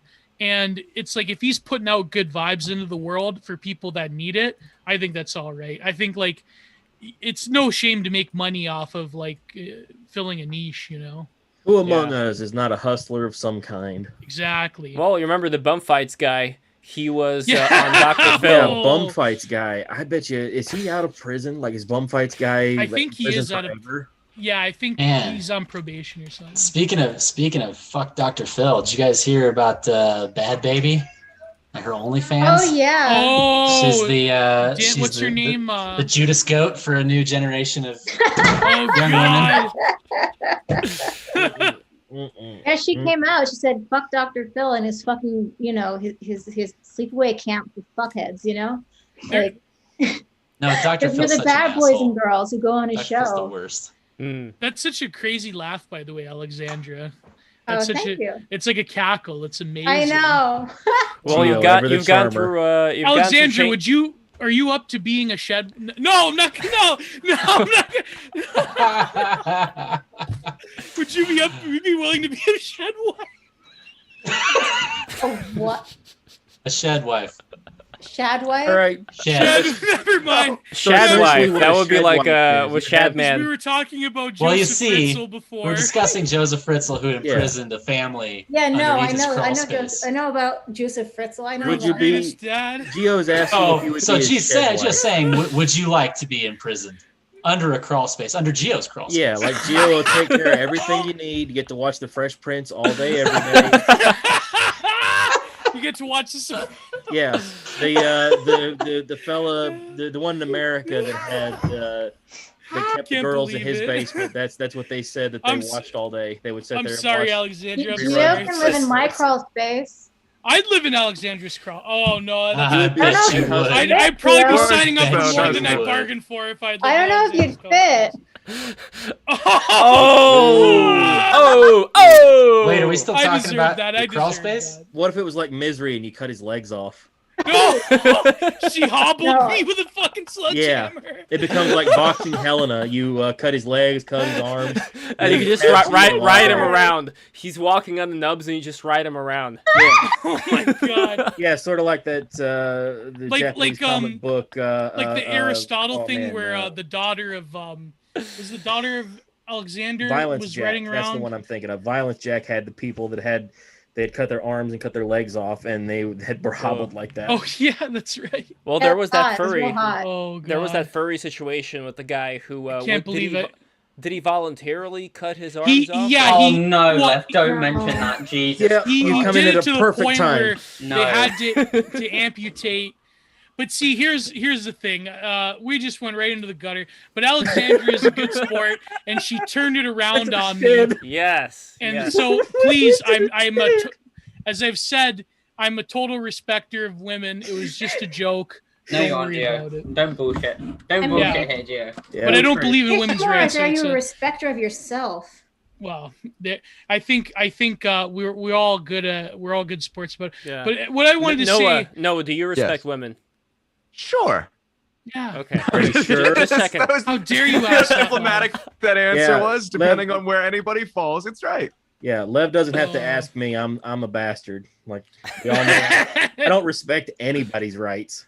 Yeah. But, well, what was I technically saying speaking, before, technically Alexandria? speaking, like a bastards implies that the mother had a child with somebody who. You always then think threw- I'm completely debased. I'm an immoral person. That's what a bastard is.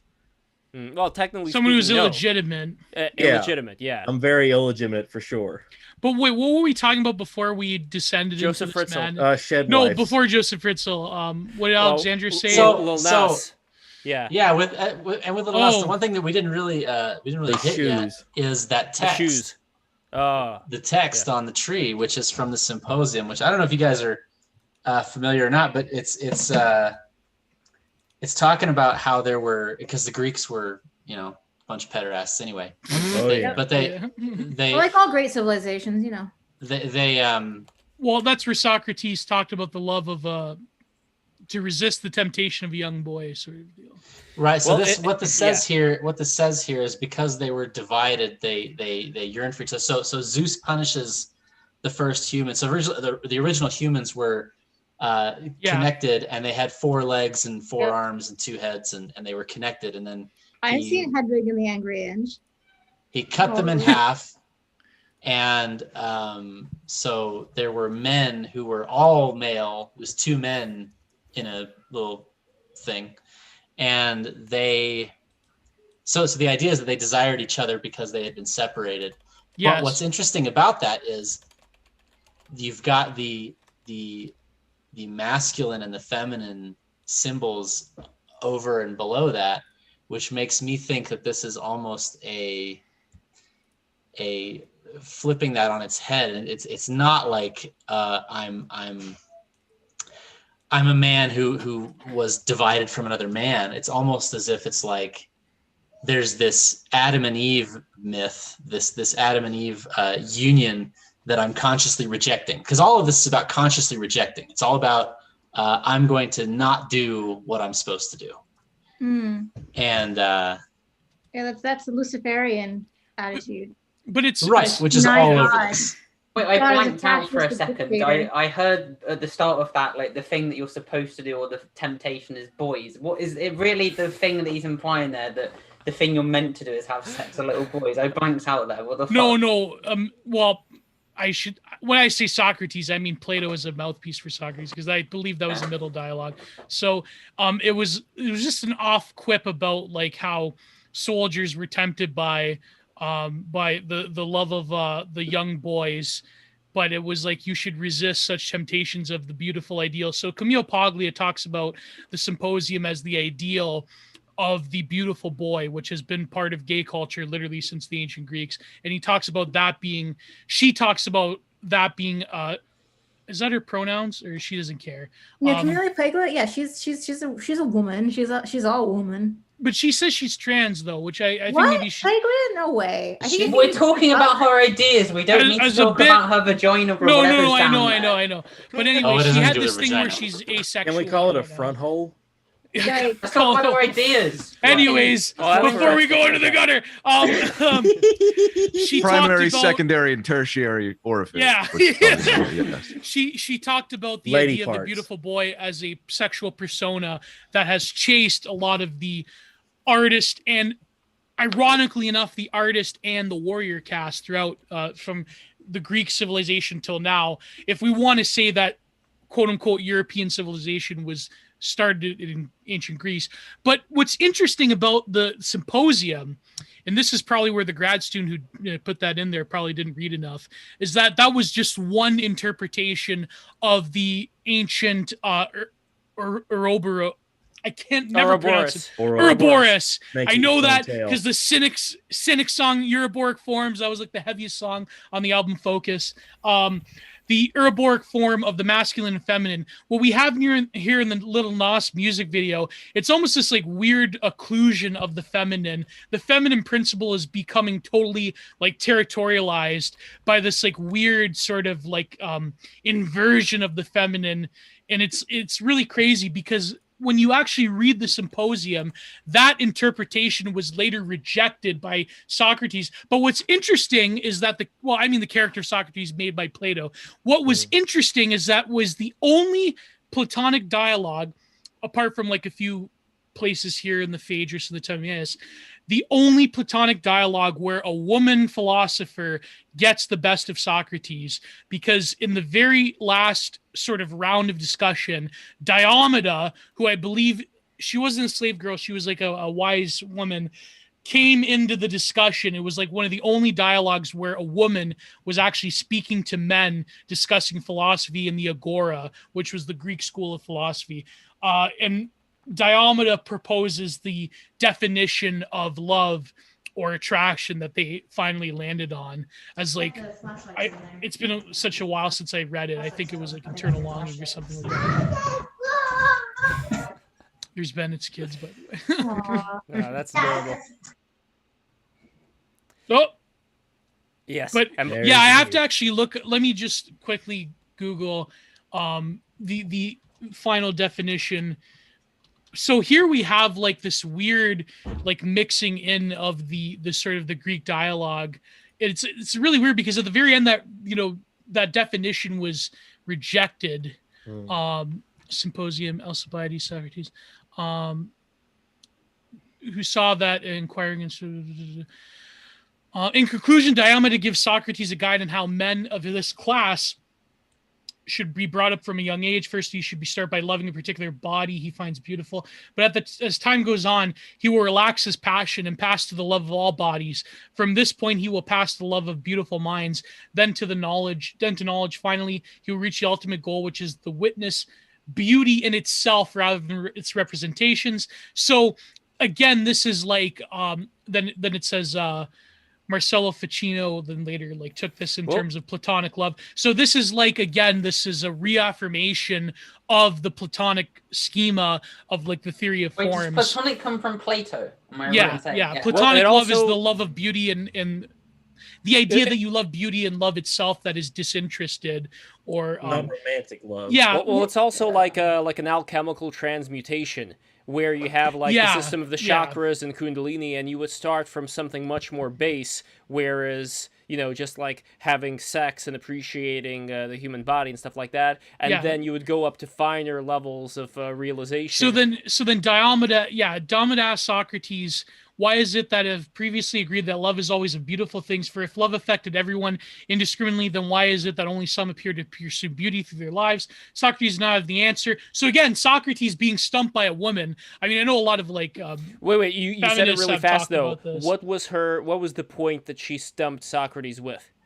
About like they were sort of going through all of these different definitions of beauty, and so Diomed is saying we agreed that the beautiful, that love is always the love of beautiful things, right? So all of the previous definitions that Alcibiades and Aristophanes and all that they were giving wasn't adequate. Then Diomede comes, who is a woman, and like totally not BTFOs Plato, but then like comes to the final Platonic conclusion with Socrates that actually, like you were saying, Lev, it's an alchemical process of realizing the love of beauty. Love is like to realize beauty itself in itself as a form, as an ideal. Geo, are you seeing this? Is that my name, Geo? What the hell? What the fuck? I look like DSP here. What the? Yeah. I look like Darkside Phil. Oh my god. Geo's got Like you're about to there, sell Jesus. comic books to kids. That's me, like stumpless in in my basement. Oh my god! I'll talk about the love of beauty. Also known as So guys, what are you doing when you're listening to Geo talk about all that? I do have one criticism. Wait, Bennett, guys, Bennett. Just real quick, I actually not just because of the amputee thing, but I actually do have to dip. This has been a ton of fun. Bennett, please go follow my good friend. We always love having you. You always bring such as amazing insight. And God bless you and your family, my friend. And by the way, now that we're taking this opportunity, I wanted to say this at the beginning of the show, but if everyone out there, this is totally serious. If everyone out there could give a special prayer to my good friend Lapis Lima, her husband is in the hospital and she really needs our support. She's a good friend of mine. She runs the Substack Covidian Aesthetics. She's a great writer, great friend, and God bless you and your family. And God bless you and your family, Bennett, as well. Thanks a lot. Yeah, and absolutely, we'll pray for her. If you want to throw her Twitter up, love me. Oh, actually, I'll do it. Yeah. But yeah, all right, guys, have a good one. See ya. Have a good one, man. Take care. So, I love how he cuts out every time his kids come. I do have one criticism of the artwork. One criticism of the artwork is that the stump in the back. I know. It's supposed to be that way. He's walking. It doesn't matter. It's not going to stretch all the way there. We're not going to see it. Like it's almost exactly like out of that Violence Jack. High up. Yeah, I know. Also, there's a lot of shit fucked up with the drawing.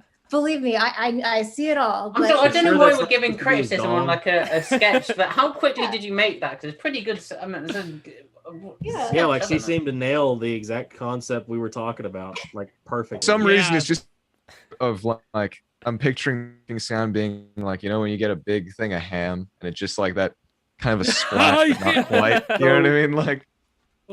So can we touch on the Lil Nas X shoes? Yes, please do. Okay, please enlighten me with the shoe thing. So my understanding is it's. I'll be right back. I believe it's fake blood supposed to be in the shoes. It's not like the Kiss comic book where it was actually the real Kiss all took drops of their blood and put into the ink of the comic book, and that was really circulated around inside the comic book. As part of the gimmick there. I think it's the idea that Nike's got these shoes that have fake blood in them. And for some reason, people lost their minds over some shoes. There was this one. That's like such an old idea that like goes back so long. There was this one. I think it was a gay culture magazine. This was like back in the late 90s. You know all about gay culture magazines, huh? Well, no, I know. That's shed wife talk. Well, you've been in the art world long enough. I mean, but there was this this gay culture magazine. I forget its name. I have to look it up. But it was the reason I know this is because it was like featured in like early Vice back when they used to be edgy. It was like they printed the not first. From your personal collection. Not from your personal collection. Vice actually used to be edgy back in the day, believe it or not. It really did. I had McGinnis a huge used to stack run it. of vintage Vice. Oh my god, because my dad's store used to sell them. Oh, wow. Yeah, I got into them when they were doing the weird travelogue series. Mhm. Vice Guide. And the do's and don'ts. Yeah, it was And like they were Vice raw. Guide to They were, Liberia, that kind of so thing. on PC, like the total opposite of whatever the fuck they're doing now. They had like articles, but like vintage Vice is amazing. They had articles like how to bang a Muslim woman, like literally. Oh yeah, oh yeah, all the good shit. But they had little they had those do's and don't action figures. I had those. Oh yeah, that's right. Yeah. That was when they moved to New York for the first, but so they had this magazine where it was a print edition. I think it was an exclusive run where they took AIDS positive blood from one of the editors and they incorporated it, and it was all the font was like this blood red, crimson pigment, and they had like this big thing about it. But I think like they had they had like a thing where they said like that's the pages are all laminated, so don't worry about like the blood. It's like been so processed that don't worry you about can't get AIDS from it. You know, one of the worst things you could possibly get. Don't worry about it. Just read our like AIDS infested. Yeah, I hadn't considered like that. The thing is that it's been comic book. Pretty common. Yeah. What about a comic book, Mast? That was in the 70s, the Kiss comic book. It was like a gimmicky thing they did. Oh yeah, that's right. Yeah. Like a Marvel Comics thing. They even had like that one limited edition of who was the drummer for Slipknot before he left, the good one? Joey Jordison, where he had his blood and like the blood he like dipped the tips of the drumsticks red. Like that stuff with blood, like there's artists who use it. The great illustrator artist Joe Coleman used his own blood.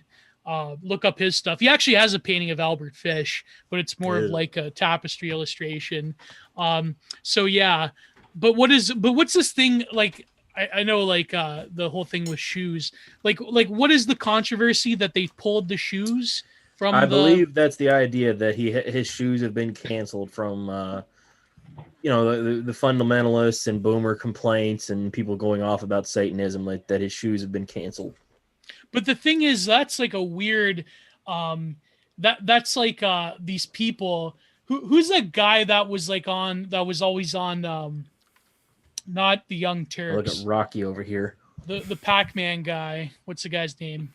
Dave Pac-Man. Yeah, he had that tweet. He's like, well, cancel culture isn't real. And whenever there was cancel culture, it was conservatives doing it to the Dixie Chicks. And it was like, so now Lil Nas is on it. Now it's like this weird sort of like countering where they're like, no, in actuality, not only is cancel culture not real, but conservatives do it. And it's like this weird... they I try to say consequence culture. That's their word for it, but it's the same thing.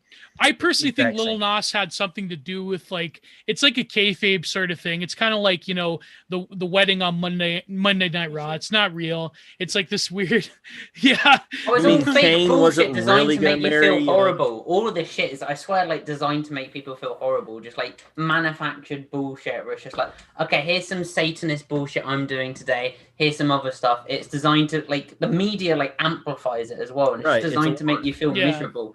Fucking ignore it. I don't know why there's the stream on Little Nas, this little fucking, I don't know, like artist project from when he was 5 years old. I feel the boys like breaking down artistic symbols and the No, I feel that's. I mean, I get that, but it's just for us.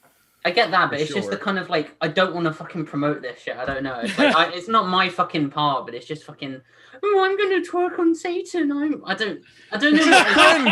It's just cringe. It's just cringe. Thank you. That's my reaction. It's just cringe. Yeah, it's just cringe. That was a good thing. Like you mentioned. It's also very much about sort of valorizing and validating LGBTQ youth. Yeah, there's a little bit of that. Fuck your Christian God who hates us.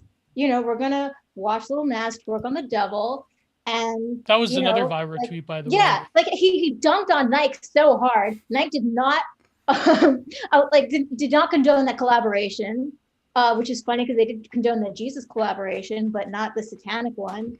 Pretty hypocritical. No, I dig it. I think it's great. Like, you don't really have to explain. Your expectations for pop culture might be a bit too high.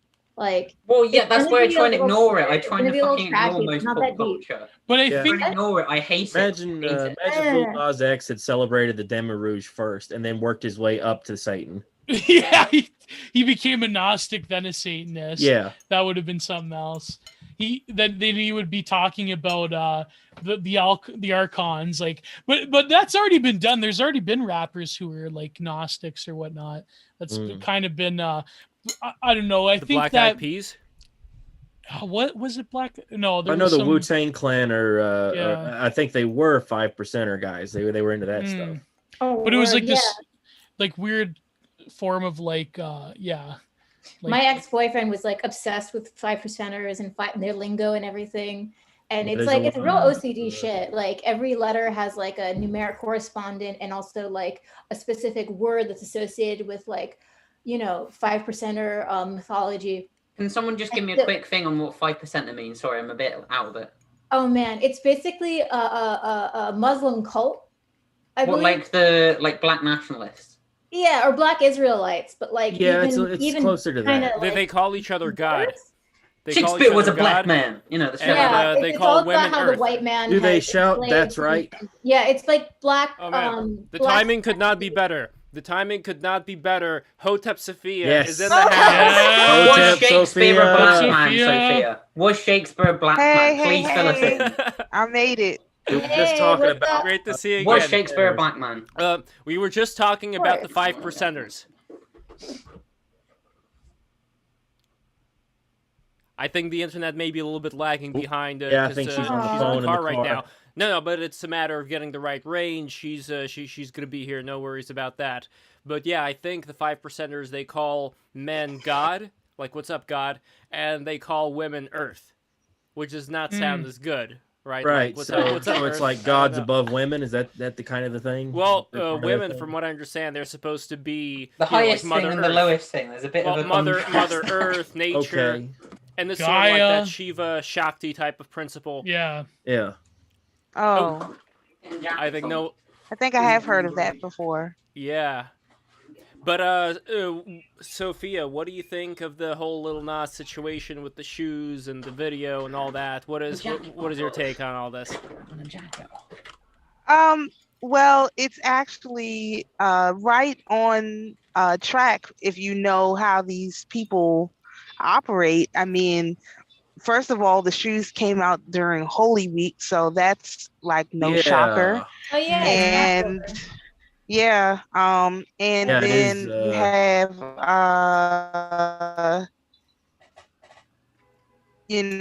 all the other just the blood and the symbolism that thing was rolled out. Yeah, the connection here is not the best one. Yes, maybe they thought people would be okay with it, and I think that's. Oh, I'm on 95. Anyway, but I think that they did. They still haven't realized that people don't like that stuff, and I think that's the most shocking thing to me is that they still think people are okay with this stuff. It's unbelievable. Like people are not okay with it. Like overtly or covertly, it's not good. So But do you think like it's because the shoes are kind of like this meme of like a status symbol that there's this like weird sort of attempt by whatever you want to call them, the culture industry, to sort of like glob on this like weird consumerism in the Black community itself, like it's this, like you got to buy your Air Jordan sort of thing. It's almost like there's like a cynical marketing technique going on here, the way they did with gangster rap and like wearing like Air Jordans or whatnot. Like I don't know, it's like well, not really. well, I think the problem is that Black people wouldn't wear those shoes. Like they're not. I mean, in order for that to be true, you're basically saying that Black people are okay with Satanism, which is not true by any standard. Like most Black people grew up in the church, they went to the church, they've been to church, they're not necessarily willing. mean, I've not seen the video, but would it be better with Yeezys? Azalea Banks aside, they're not willing, participants. But Yeah. she's not a Satanist. She's just doing something else. Yeah, I imagine less even Daisy's either, to be Islamic honest. people probably not big fans of that video. Oh yeah. No, I mean you did. I mean the blatant Satanism is just everywhere. Like, I mean, literally, the devil was in it. So I mean, you can't pretend that it's not, Gray devil. what it Yeah, is. But I it's mean, not enough that he I just beats the devil. It's that I don't he understand. aggressively just like sexually assaults the devil. We have a Yeah, we no, have he a hot beats take. the devil with his Terrible. booty. We have a hot take from our good friend Mehran, always with the hot takes. He says the black gay was sort of a Promethean Ismail who fell down to hell to replace the patriarch Abraham through a gay sex. A gay sex. Okay. Of course. Okay, sex. There was Ismail, Islam, versus Isaac, Judaism, involved in the power struggle. I feel like we're really overanalyzing this. Now, I'm not saying there wasn't No, some I stuff doubt in it. there. I doubt it. I don't know. I'm telling you, the Parents grad of student that thought. came up with the script, he's it's not over. Sorry, I'm just. I think that, but Hotep Sophia, do you think that it's a way of trying to divorce that sort of Christian religiosity with like this, not just the Satanism, but I notice like a lot of woke lingo. It's like this purposeful, like they're embracing, like, I don't know, new atheism, but woke, like atheism plus, like they're talking about like it's the colonizer religion sort of thing. So do you think they like want to divorce the black community from their Christian religiosity? I don't Of know. course. Yeah, I mean, absolutely. That's the whole goal, is to get black people roped into these Christian sects and then basically take it from them, like they did with closing the churches for a whole year. So that's sort of the end game. But the problem is that people are still, I mean, they haven't turned everyone into zombies. So people are still capable of having independent thought. As soon as that is over, then of course it's a huge problem. But right now people are still capable of independent thought. They can still look at something and say this is a bad idea or this is a good idea, you know what I mean? And so as soon as that's gone, then there's another set of problems. But that's not gone. It's like people saying, oh, like if you're in the black community, you voting for this stuff. Like, no, actually, like the corruption is so huge that it just gets glossed over. Like, you just accept the fate. But if you were to ever have an honest election, you would see black people are not voting the way that people say that they are. There's just no alternative. Like, there's no way to get the truth out, and that's sort of the same thing with this culture stuff. People don't like Cardi B. They might like her music, but they don't like all the stuff that she's doing. They don't think that it's good for their kids to see this type of stuff. But there's no other options. Like, they won't listen. Like, I know lots of people who won't do what I did and just completely divorce themselves from the music and listen to something that doesn't have the connotations. They won't do it because it's way too comfortable. They like their stuff way too much. Instead of saying I like it, but it's like, this is not something I should be listening to because it's evil, they won't do that. So because it's comfortable, but that doesn't mean that they think it's great the direction that this stuff is going. Because if you had a conversation with just a group of people, they would tell you, man, this stuff is wrong, but I like this person because of their struggle or their life is like mine or whatever the case may be. Now, the problem with Lil Nas X is that he's not really someone that black people would consider black. This is a huge, because he was doing country. So like, he's not appealing to black people. Like, that's when I think of someone appealing to black people, that him is not it. For any number of reasons, but especially he was doing country. Black people don't do country. I mean, I don't know, not in urban areas, maybe in Texas, but like in DC, if I played some country, I would get shot. I mean, like, they would probably like shoot at my feet so I go away. You know what I mean? No one listen to that. Wouldn't be pleasant. It wouldn't be pretty. Man. So that's why I'm like, who is the real audience for this? It's the same thing with Candace Owens having a nighttime show. Who is the audience for that? It's not black people, because black people don't like Candace Owens. at That's- all. So Lev- who is the audience? Lev, I Anyone said that like yesterday. Candace Owens? Yes. I said that yesterday. Candace Owens is not for black people to try to No. get them into conservative. Well, It's Dave purely Ru- for the No. token diversity point of Fox Mm. News having Candace Owens on her. Yeah, Well, Candace's Jose whole Sophia. thing with the what was the thing she was trying to kickstart before? Has anyone here Um, ever met anyone that's Vines or- actually liked Oh, Candace um, Owens seriously? Like, She was trying to kickstart Parler, some kind of like Parler. no, she was trying to kickstart a I know, doxing I think thing. it is. it was a what- Alexis, bullying database Alexis. sort of thing. Yeah. Is she that Yeah, person she's in the not out doxing Ghostbusters, people. or is this She's someone else? terrible. No, Mm. she's I get these people a confused. black I hate female celebrities. conservative. She's not a celebrity, so that's Okay, well, I don't know. I thought it was that annoying. I don't I know. mean, She it starts was, fights with Cardi B more on the You know, internet. in the That's year what she's known 2021, are we for. all celebrities now? No, Yeah. Well, it was it was Absolutely. funny. everyone it loves was- fighting bullshit though. It was funny how Dave Rubin was telling Joe Rogan that she was responsible for all the black people voting for Trump more than Who Kanye said West. Don't Oh. know Dave about Rubin. that. Is Candace Owens white? I don't know. It's, I Yeah, forget Dave who she Rubin is. also I don't said know he who was a she is. comedian. I don't know who she is. Lord, that is crazy. She Yeah, registered Dave not Rubin. one black voter. Dave Rubin's also said he was a gamer. Could not name when pressed about it. Could not name one Sega game he played. Oh my for God. shame. Yeah. You Hotep know the Sophia, you play Pokemon Sega one. games. Mm. Yeah. Yes. Well, I am, by the way, Hotep Sophia. I don't know if you're still going to be around, but I would love for you to join me doing a Pokemon live stream playthrough of Pokemon Red. I don't know if you played Pokemon Fellas, Red and Blue. I have not played Pokemon Red. I played Pokemon cards. I'm old. I had No, cards. that's even older than the card. Well, it's Yeah. relatively as old as the cards. Pokemon Red version for the Game Boy, the original Game Boy. Yeah, you would see, recognize Game Boy, the Pokemon. I Like would- it's a I lot of the don't same have- characters. Okay, all I played was Sega, and then after Sega, I was like, Can you name a Almost Sega out of game high that you were into?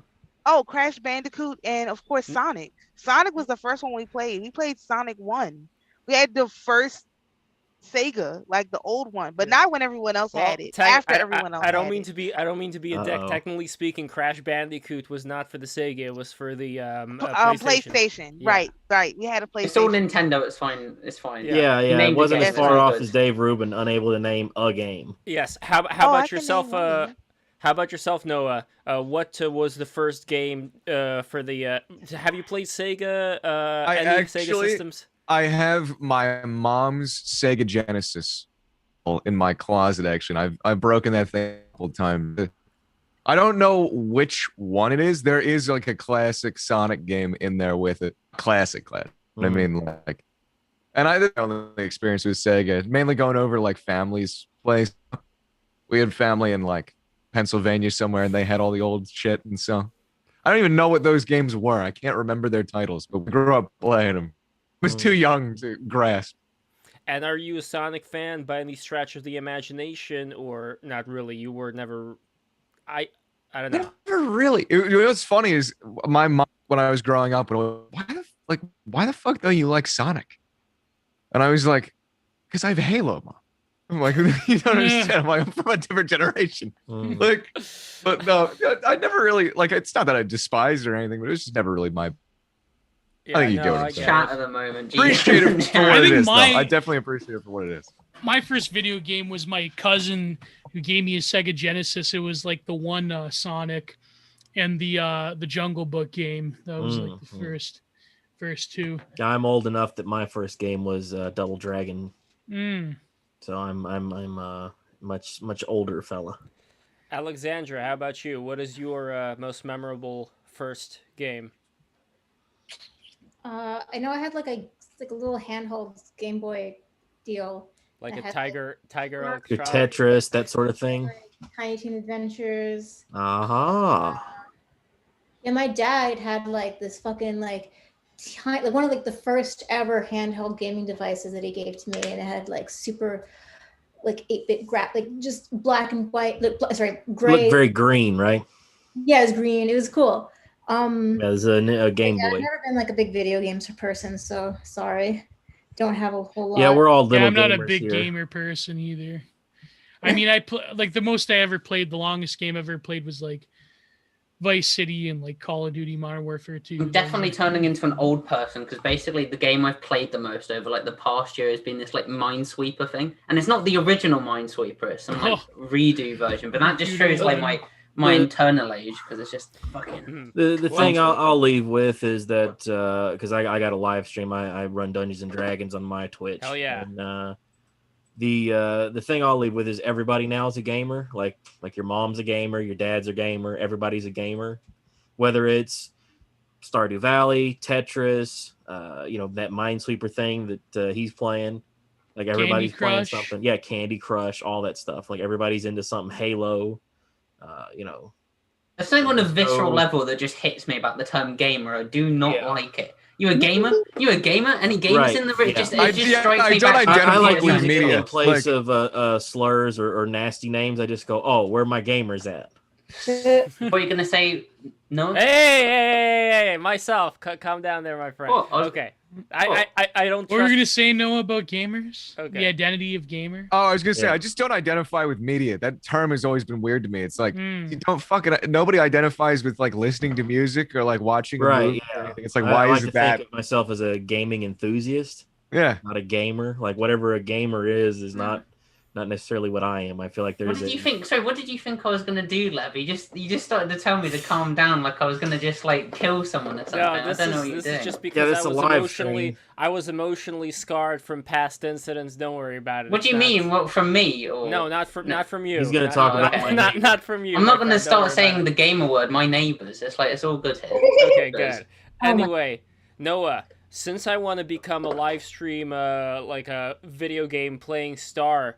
Do you have any advice for me? Because I'm going to do that Pokemon thing after this. You're asking the wrong guy. I got no idea what the fuck I'm doing. Yet somehow you were able to amass an army of loyal followers. And I mean, I wouldn't say you are, a professional Let's Player, but you are within the gaming world. So there are certain things you may have picked up on. I don't know. It's just like, I guess you could address it from the concept of why people come to watch those things, and what I've found is that it's often less because it's a game or anything like that. It's just because the game is good at stimulating a conversation about something or catalyzing a conversation about something. My experience with live streams is it's more of a hangout. Like people are coming to hang out with you, not necessarily to watch a certain video game.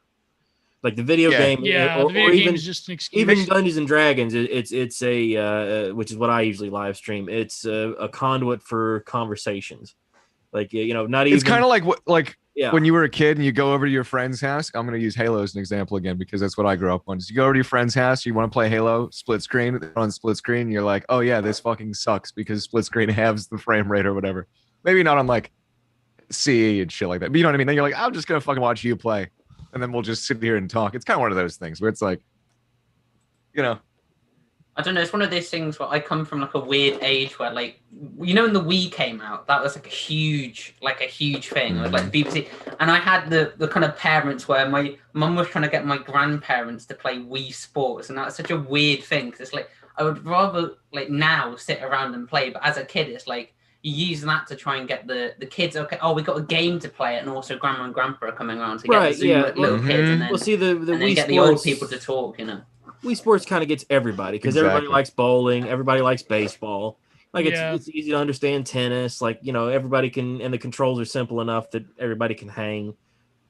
Well, that's why I like Pokemon. Is the Wii still around? Like, do people still play it? Oh, people absolutely still play the Wii. Like, with the original Wii, like, people are still into that. Like, there are places where, somebody told me that old folks' homes, in particular, they love the bowling because it's just so simple. Everybody can just take turns bowling.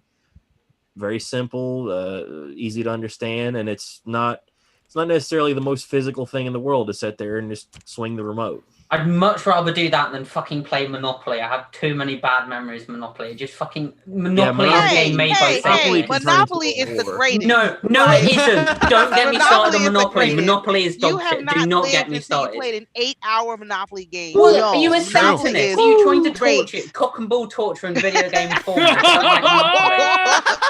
Monopoly. No. By the way, Gio, this is from well, a news really, article. we played Spades, so Spades was the game. What news article? This is from a news article about the Nintendo Wii, but there are many different news articles back when the Wii came out that use this as a promotional image. So you notice that somebody here is holding the Wii and is playing it. Can you guess who this is? Do you see who this person is? Oh my god! Oh my No. god! No! Of all the people. Of all the people. Of all the people in the world, it had to be the Greek girl from Naked News that lives in Toronto. It's all it is. It's fake. That Lev is obsessed with. He's absolutely. What's her name, Lev? What's her name? Go ahead. Okay, her name is her fake name is Alex Pantos, and look, since this is public, it's on IMDb. You can look it up. Her real name is Christina Patellos. So yeah. Yes, it's and she will be Lev's shed wife. This is public. This is public information. And she has an Instagram now called Bad Bunny. No, not Bad Bunny. Something Bunny. Hold on, let me see if I can find it. She know you exist, Lev. No, she doesn't. Oh my Jesus! Not yet, but she will. Not yet, but she will. Let's see. And me. I feel like you've tried sniffing a chair at a party. Or something Here. Fitness. If you this is her Instagram. Lev would probably do that. This is her Instagram account. Yeah. It's called Fitness Bunny Flex. That's what it's called. I wish I could get some. I love all the free promotion you're giving her. What if she finds out one day? Yeah.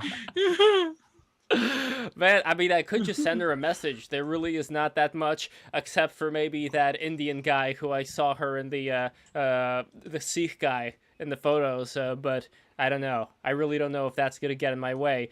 I mean, I'm just trying to figure out how exactly do I Fitness Bunny Flex. Here, I'm gonna click it. I gotta bounce, guys. I got a dungeon to run. Everybody, be cool. Wait. What's your link? I want to share the link. Twitch.tv/CharlesCon. All right, let me put that in the. We're gonna run some Temple of Elemental Evil for my players. Whoa! And then gonna go real light afterwards. Yeah, maybe about an hour or so, and then come hang with you playing Pokemon. Sounds great. And everybody here's be the cool. Twitch. Go to the Twitch, and I think we're going to be wrapping it up right now. My Pokemon stream is going to start at 6:30, so it's going to start a little bit earlier. We are also going to be joined by Ostav. Ostav is coming in, and this window, the Zoom window, I'm not going to close it. I'm still going to keep it on. Anybody wants to take a break and then join me in the Pokemon thing, you are more than welcome. But before that, here is her Fitness Bunny Flex Instagram. I want to show you the bunny symbol though, because isn't this something that she took? You're giving her more attention than people who actually contribute to the stream web. Like Noah's on the stream, Alex is on the stream. Seriously, what the fuck is this? Now, okay, this logo, isn't this something that she took from, what's her face, who used to work for Dan the Man Schneider? You know who I'm thinking of, right? Who had the concert where there was that, the shooting in England? You know who I'm talking about at all? No, Ariana Grande. Yes, Ariana Grande. I can't believe I got that right, honestly. That's Isn't this Ariana Grande symbol? The bunny ears? No, the mask. Wouldn't have that as their like symbol, like something to do with rabbits. Isn't it just because like rabbits fuck a lot? Isn't that like where No. There's a specific way. There's a specific mask that Ariana Grande wears, which is related to this over here. Here, I'll show you the photo. I feel like we're in a Mark Dice video right now. I'm gonna go back into the chat here. I'm gonna show you the photo. By the way, yeah. We still streaming this? Yes, we are, and we're gonna stop real soon. Next week. Here, this is the photo. Oh, See? there we go. It's a bit of a stretch. It's the same mask. I don't know. It's a mask of bunny ears on. Wait, what was that? It's a BDSM mask. Like, I hope you guys like understand that like style. Like the bunny ears are definitely like a choice, but that kind of mask is like if you ever go into like any kind of like leather sex shop or whatever, you'll see those. Never been on. Yeah, it's just no, sure. I get that part. It's like what Michelle Foucault would have wore in San Francisco in the 70s. Yeah, exactly. But the bunny ears, that's something that I just started seeing with Ariana Grande, and this looks like a duplicate. That's all I'm saying. I wouldn't say duplicate. I would just say it's the same sort of thing. I wouldn't. It's like. We gotta, Gio, she's pretty close to where you live. We gotta get you. Oh my god. Oh, we gotta get but you're pretty close to. Well, not that. No, not as close. Not as close. Not as her. as close, obviously. That's an idea. Yeah. Like incel Twitter users and Incel and Twitter. just combine them together. I wonder if someone like that's how they're gonna frame it. A bunch of incels that have like a racist podcast are like talking about you and like creeping your Instagram page. By the way, shout out to my buddy Astral Flight. He said, how did you guys get a beautiful woman on stream talking about you, Alexandria? So shout out to my friend Astral Flight. Yeah, he's a good supportive friend of mine. But he's a family man, so it's purely objective, it's purely platonic. Yeah, that's my favorite type of admiration, platonic. Platonic the Hedgehog. Did anybody make Platonic the Hedgehog before? Anyway, they've made Zionic the Hedgehog, but they haven't made Platonic the Hedgehog. Pretend to make the opposite of Platonic the Hedgehog. Is what I've forgotten on Twitter. My favorite one is still Histrionic. They have to make a Sonichu game. My God, they have to make a Sonichu game. Here, this is Histrionic the Hedgehog for all Histrionic the Hedgehog. Hold on, it's loading over here. Let me see. Man, Please, this is a big. to be good. This is a big photo. I feel we need to throw up like a picture of Cold Steel. What was his name? Blue Steel Hedgehog. Cold Steel. It is Cold Steel. You got it right the first time. I mean, if we Google our names plus the Hedgehog, like look, Geo the Hedgehog. Oh, mine's awful. I've already looked this up ages ago. Mine's awful. Oh, yes, there is a Geo the Hedgehog. So this is here. This is Geo the Hedgehog. Oh, hold on. Upload. Okay, this is Geo the Hedgehog. So the Geo, this is what you would look like in hedgehog form. There's Geo the Hedgehog. What? Yeah, this is Geo the Hedgehog. Wow, that is kind of like my drip. Not gonna lie. Well, emo teenager. If I was a skinny emo kid, that probably if I spent the early 2000s not hating emos, I probably would have looked like that. Yeah, You kind of give me skinny emo kid vibes sometimes, Gio. Now that you mention it, it comes through some. Oh look, here's Alexandra the Hedgehog. What do you think? That's pretty good. Where's that hedgehog got the anadonus lines on? Fucking weird. I like her outfit though. Yeah, I could see it working that out. wallet chain. I mean, although why does a fucking hedgehog? Why does a hedgehog need a wallet? Yeah, I know. They just live in the forest and they eat worms. You know, there's no point. Well, maybe in CWCville they need currency. They need like. It's just they need fetishism. We know why. It's just mark of the beast currency. By the way, Alexandra, how would you describe your aesthetic? How would you? Like, is it got a bit of goth going? Got like it's chick, like dark academia, and then days, like your average like library lesbian.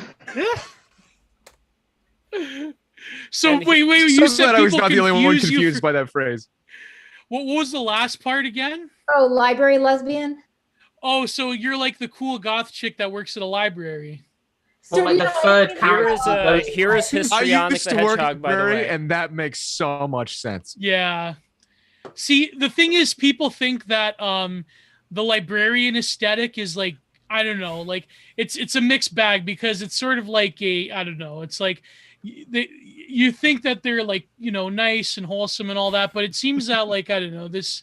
They got the wokes have appropriated the library aesthetic. I don't know. It's you can't trust it anymore. It's kind of sus now. What those glasses are? Those glasses that have the little pointy thing at the end. The librarian thing. Goth chick with glasses is. No, the glasses. Was it the fucking? Like the normal glass. Yeah, cat glasses. Shut up with the left. No. Sure, cat glasses, but those glasses are like the sign of like someone evil. Whenever I see them, I just don't trust anyone wearing those glasses. I've made that mistake many times before. I have to look this up. Dark academia aesthetic.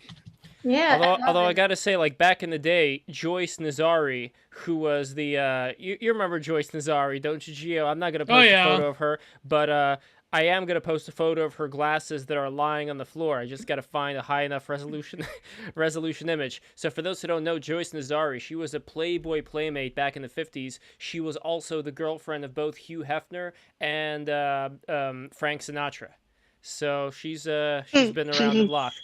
I feel like Dark Academia is just Harry Potter for aging millennials. Isn't Dark Academia what they tried to call the fucking Joe Rogan bunch? Am I wrong with that? No, that's the intellectual dark web. That different. awful term that makes anyone involved sound like an absolute cretin. I'm part of the intellectual dark web, available publicly on YouTube and like with millions of views. Dark web. Yeah, they don't Fuck have off. their aesthetic is like just typical like studio grifter type of like Dave Rubin with the couches. Here are the cat ear glasses. This is what they look They like. have Yep. those type of that's all right. Oh, I That's thought you were talking. Oh, you thought I meant like the anime cat ear. ear, like the Yeah. anime. Yeah, I No, know that what you're is talking like I've noticed a lot of like the post Tumblr, that type of like post Tumblr like appropriation of 50s rockabilly type stuff. I don't know, like that to me it's just a weird mix eclecticism that was born from millennials on Tumblr, and it's like this. I don't know. It's kind of sus in my opinion. But the goth girl will never die. The goth girl is eternal. The goth girl aesthetic will go through infinite permutations, but will always be with us. Thank God. What is this, Lev? Sorry, You know what who would you this is. define as goth girl aesthetic? Isn't it just like someone who's like got like dark hair and then like does a bit of No, extra the makeup? the goth girl has skin tone or hair tone or anything like that. It's like attitude. Also, just like it's like a very like if you have like a melancholic temperament and yes. you like lace and dark clothing and cemeteries and parasols. That's the goth aesthetic. That's the Just classic. makes me think of like a philosopher, just like from the 19. Yeah, Exactly. I don't know, but like a male philosopher though. Every single goth girl you- has brought up Nietzsche within the first 4 hours. Every That single sounds time. awful. Every single, and it's only from Zarathustra. They never quote from Beyond Good and Evil. It's always Zarathustra. Tomboys But- over goth or girls. Twilight I will say Idols, that that's- tomboys over goth girls every day. I will say. No, that. there are the tomboy. They're all F to M's now. So that's No, they're not. there's no Gio. such thing as tomboy. Sometimes- Cringe! Stop embracing the cringe. You're making more of them transition. Wait. Sometimes when the Oh, planets align, the Venn diagram overlaps. Oh, like a goth Sometimes. tomboy. I have to look this up. That God. does not sound. That just sounds like boy. You just got both aspects of masculinity. You Yeah, just get. They like a have man. goth It's tomboys. They not- have them. It's But listen, the you tomboy. not like that. Okay, whatever you say. Here's the problem, though. Here's my I think you can have problem. both. Now, this is going to be an extension of the Ayala discussion. I think that the tomboy, there's a lot of this weird fetishization of the tomboy, but in my opinion, I feel that in some ways, the compulsion of like a lot of men around my age or younger, there's this weird compulsion to want a GF that is almost like a dude, but has the same interests as you, but is like I don't want the same. a It's sexual more about partner. the fun, the playfulness of a tomboy. I don't want them to be like, oh, I'm a gamer girl with the Doritos. Or Wait, No, what are but that's these, the what fantasy. are The these fantasy of outfits? the tomboy is this wish fulfillment of I want a best friend who I can also have sex with. That is like something that the adolescent male psyche has to deal with, and I feel The that oldest dilemma. yeah, exactly. It's like this Peter Pan type of thing. And the problem is that you have to reconcile the feminine in order to have a successul. Don't take my advice because I'm a fucking 28-year-old loser that never had a girlfriend. But don't take my advice. But like, I don't believe that for a second, Gio. It's obvious. Gio, stop being so obvious, down. but- Don't be down on yourself and then say, don't take my advice. One, you're not even giving advice. You're just talking with your general No. My advice would thing. be for men to come to terms with the feminine as being a force that in a lot of ways is still mysterious, but yet that mystery can not be overcome completely. And I feel that the fetish over the tomboy is a way for men to want to overcome the feminine aspect. Tomboys are still feminine though. That's kind of the point. They're not like I guess, yeah. they're less Alex. like feminine than like the average woman, but that doesn't mean that they're still not girls and they have girly attributes, you know? Like, well, maybe gamer girl would be a better example. That ew, is like, fuck gamer girls. Fuck that whole fucking aesthetic. Fuck the concept of it. Like, integrate the tomboy Carl Jung. no, I hate it. I do. And that's why the ex was like obsessed with Belle Delphine to a point that it was scary. But I mean, if we're going to be honest here, we shouldn't be like different. No, but Totally different. no. We got to bring up a great point here. Like, we're all talking about tomboy this, blah blah blah this, goth femboy, all this bullshit. But like when you're like actually like finding a woman you want to be with, do people actually think about this shit? Because I don't. I just like, I like this person? It's, I'm not thinking about what archetype they're coming people into. do think of this because It's not Uno. It's like fucking no, but It's wait, more Alex, after the fact you turn it into an archetype. Yeah, exactly. You have to mold them into an archetype. It's is myself implying that women are human? Because I don't know about that. Yeah, I don't know. That's kind of sus, actually. That's a sus take. Really. Right there. Like, where are you implying myself? Like, I don't no, know. but I think that in some ways, like if you find a girl that has the same interest as you, obviously, like, but when it comes to fulfilling an archetype, like the gamer, like I'm curious to hear, Alexander, what is your critique of the gamer girl? Do you think it's like weird? I so fucking stupid saying that. What's your critique of the gamer? This is a fascinating subject of conversation. It is. Alexandra, please save me from this. Realizing that I'm a total sued. You must know. Yes. Well, let me just take a sip of my hard kombucha and I'll pontificate on the subject of gamer girlism and how it's destroying Western civilization. It's just, yes. Like women the women who like to game, like they already have a hard time being taken seriously. And now we have like the whole like concept of like, ooh, it's a girl in her skivvies and she's gonna beat you in Dota or whatever. But it's like so again, it's so played out, it's unnecessary.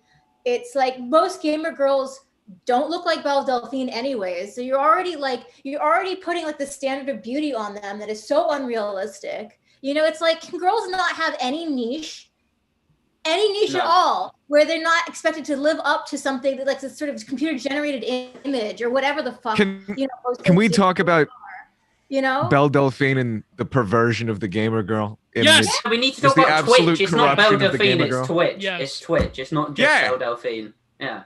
And the fact that she's so mercenary about it too. Is what?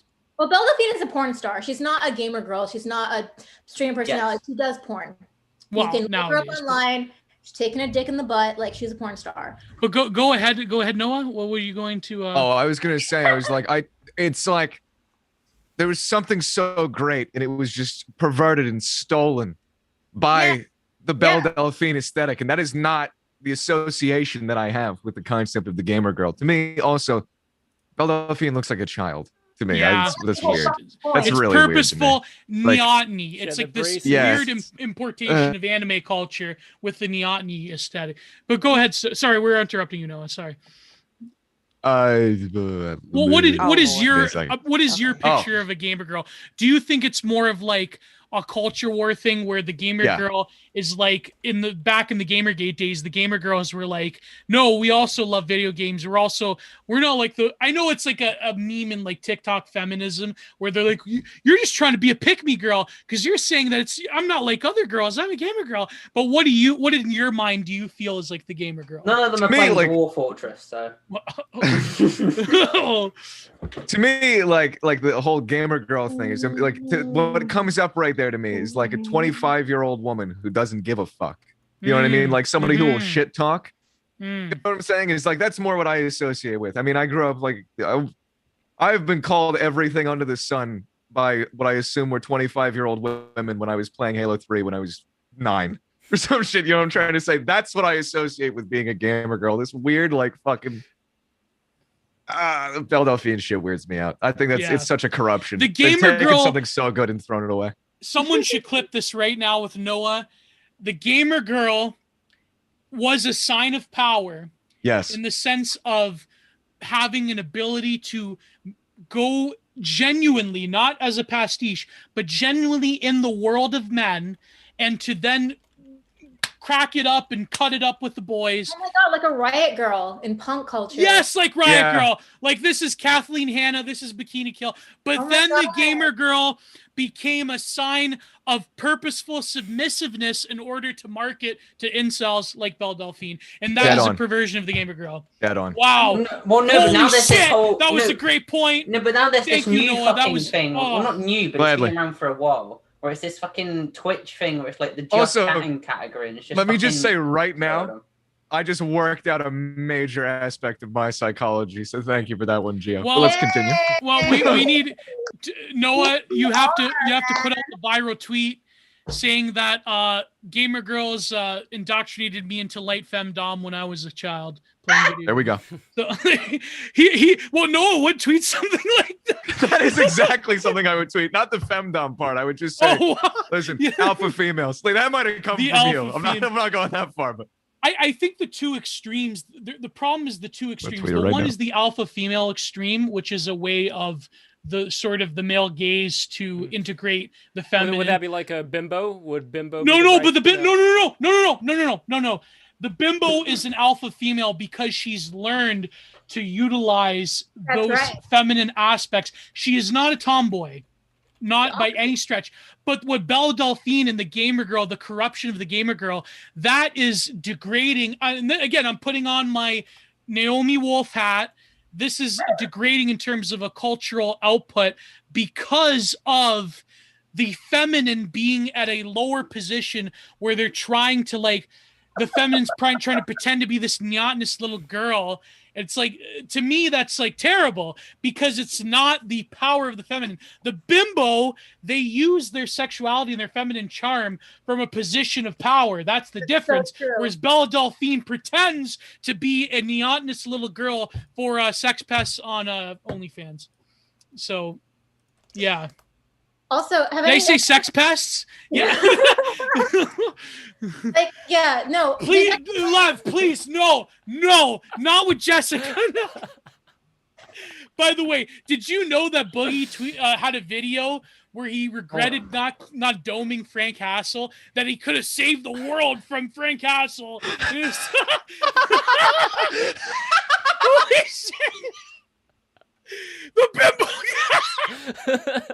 Wait, hold on a second. The bimbofication cat. Hold on a second. Belle Delphine may have been Frank's first creation. Hear me out here. So she's acting like basically a little boy, a gamer girl. What Frank has done is he turned someone and then put the bimbofication gas up and then prostituted someone for the sake of the internet. And that's Frank's ultimate creation. It's in secret. It's hidden. This is what Boogie was talking about. Yes, Boogie trying to stop the Belle Delphine Frank Hassel connection. That's what's happening here. I'm not a schizo, I promise. I mean, would Frank troll Belle? Would he like go to England and troll Belle Delphine if the lockdowns weren't? That'd be great. That'd be great.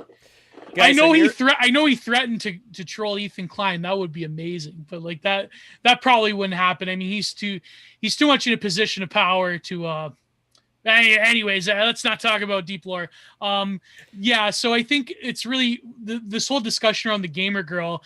I know that Meme Analysis, he's had some great videos. Friend of the show, Meme Analysis, he's had some really great videos that I highly recommend.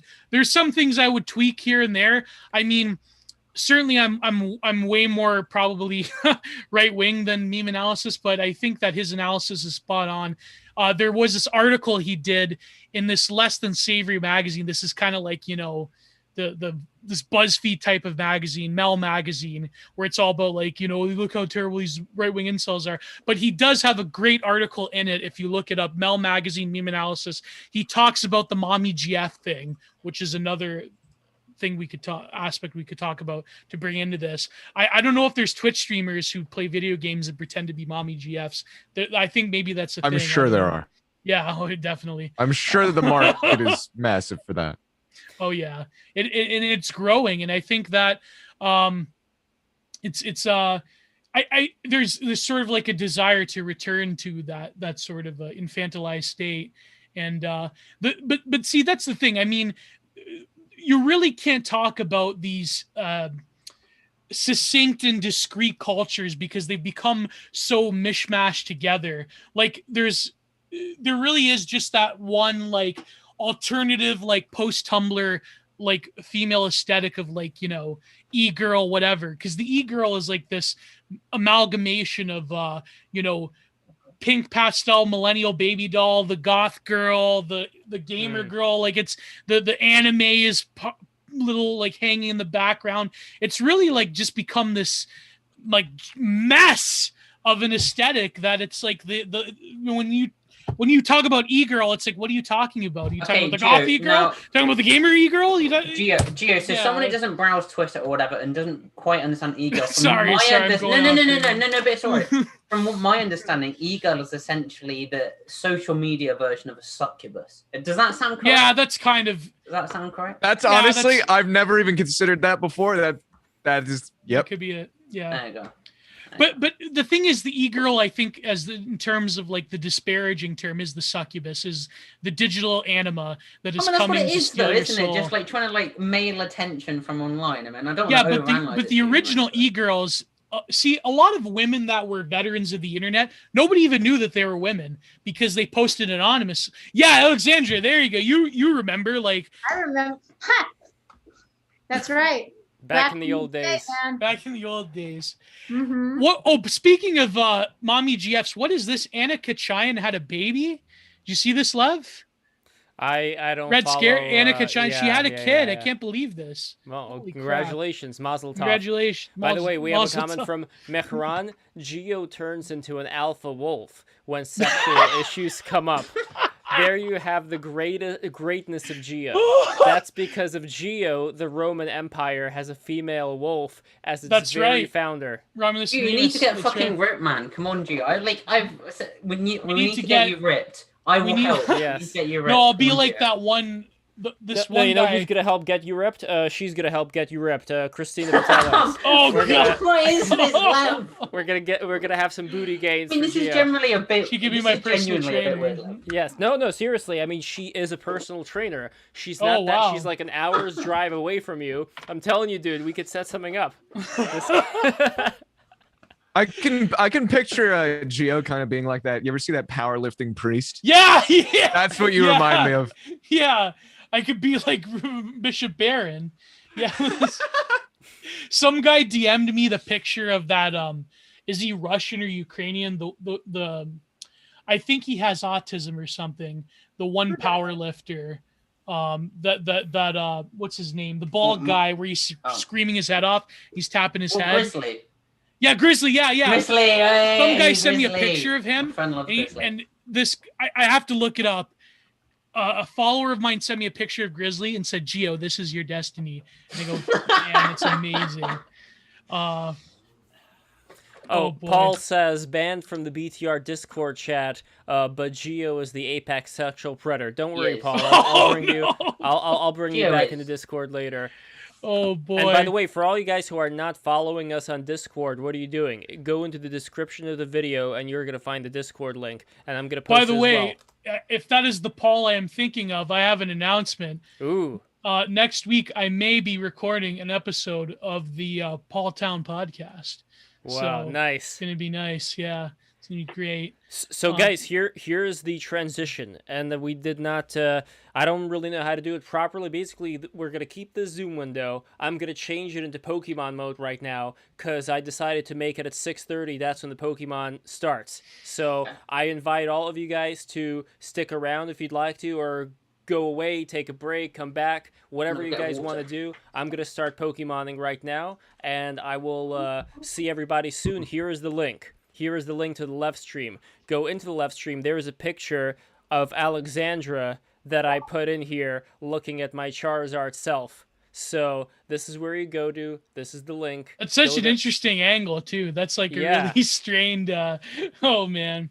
No, it is a very interesting photo. Can you tell us a little bit about like this photo? What exactly went on here when you took it? Well, I just gotten dumped and I wanted to die. So I decided, why instead of killing myself, I just fuck around with Photoshop and like do some creative self-portraiture. So there you go. Yeah. It's just perfect. like my iPad, I shot it from below, and then so I'd make up and then like layers and stuff. It's just a normal photo. Sorry, there's something going on outside my window, and it's like. Wait, were you dumped or did you dump him?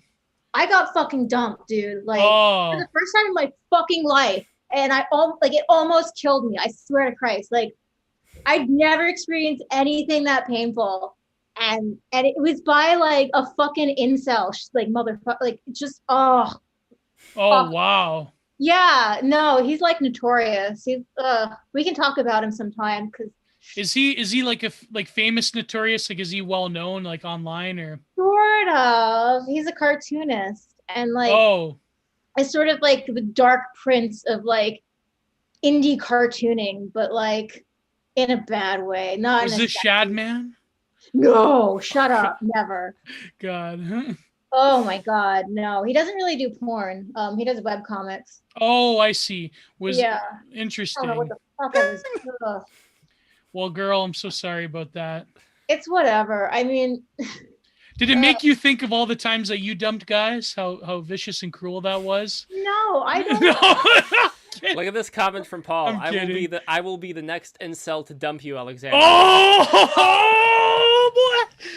Whoa! It could be arranged. I mean, no, I don't Paul know. Paul is a very handsome man, actually, though. I have to say. Full disclosure: there's a guy flying me out to LA at the end of April, so. Does he happen to be an Arab prince with oil money? Is he flying you to Riyadh? Not quite. Oh, someone said were you dumped by Stone? I was waiting to say that the entire time, by the way. I just had my finger on the trigger and I did not want to pull it. Geo grooming his next victim. No, he's come up in the chat before. Not this chat, but like the Discord. Talk all about him. Wait. You're not. Never mind. So it wasn't Stone Toss, just for the record. It wasn't Stone Toss. Okay. No. Okay. The tension was out of the trigger on that one. I was just waiting. I was like, I was waiting for her to deny it. I'm like, oh my God. No, I'm kidding. All right, guys, this is it. We are transitioning from this one to the Pokemon stream. I really appreciate everybody being here once again. Subscribe. Keep those subscriptions coming. You see in the chat where the link is to the other stream. Go there right now. I'm ending this one. Mwah. Good night, everybody.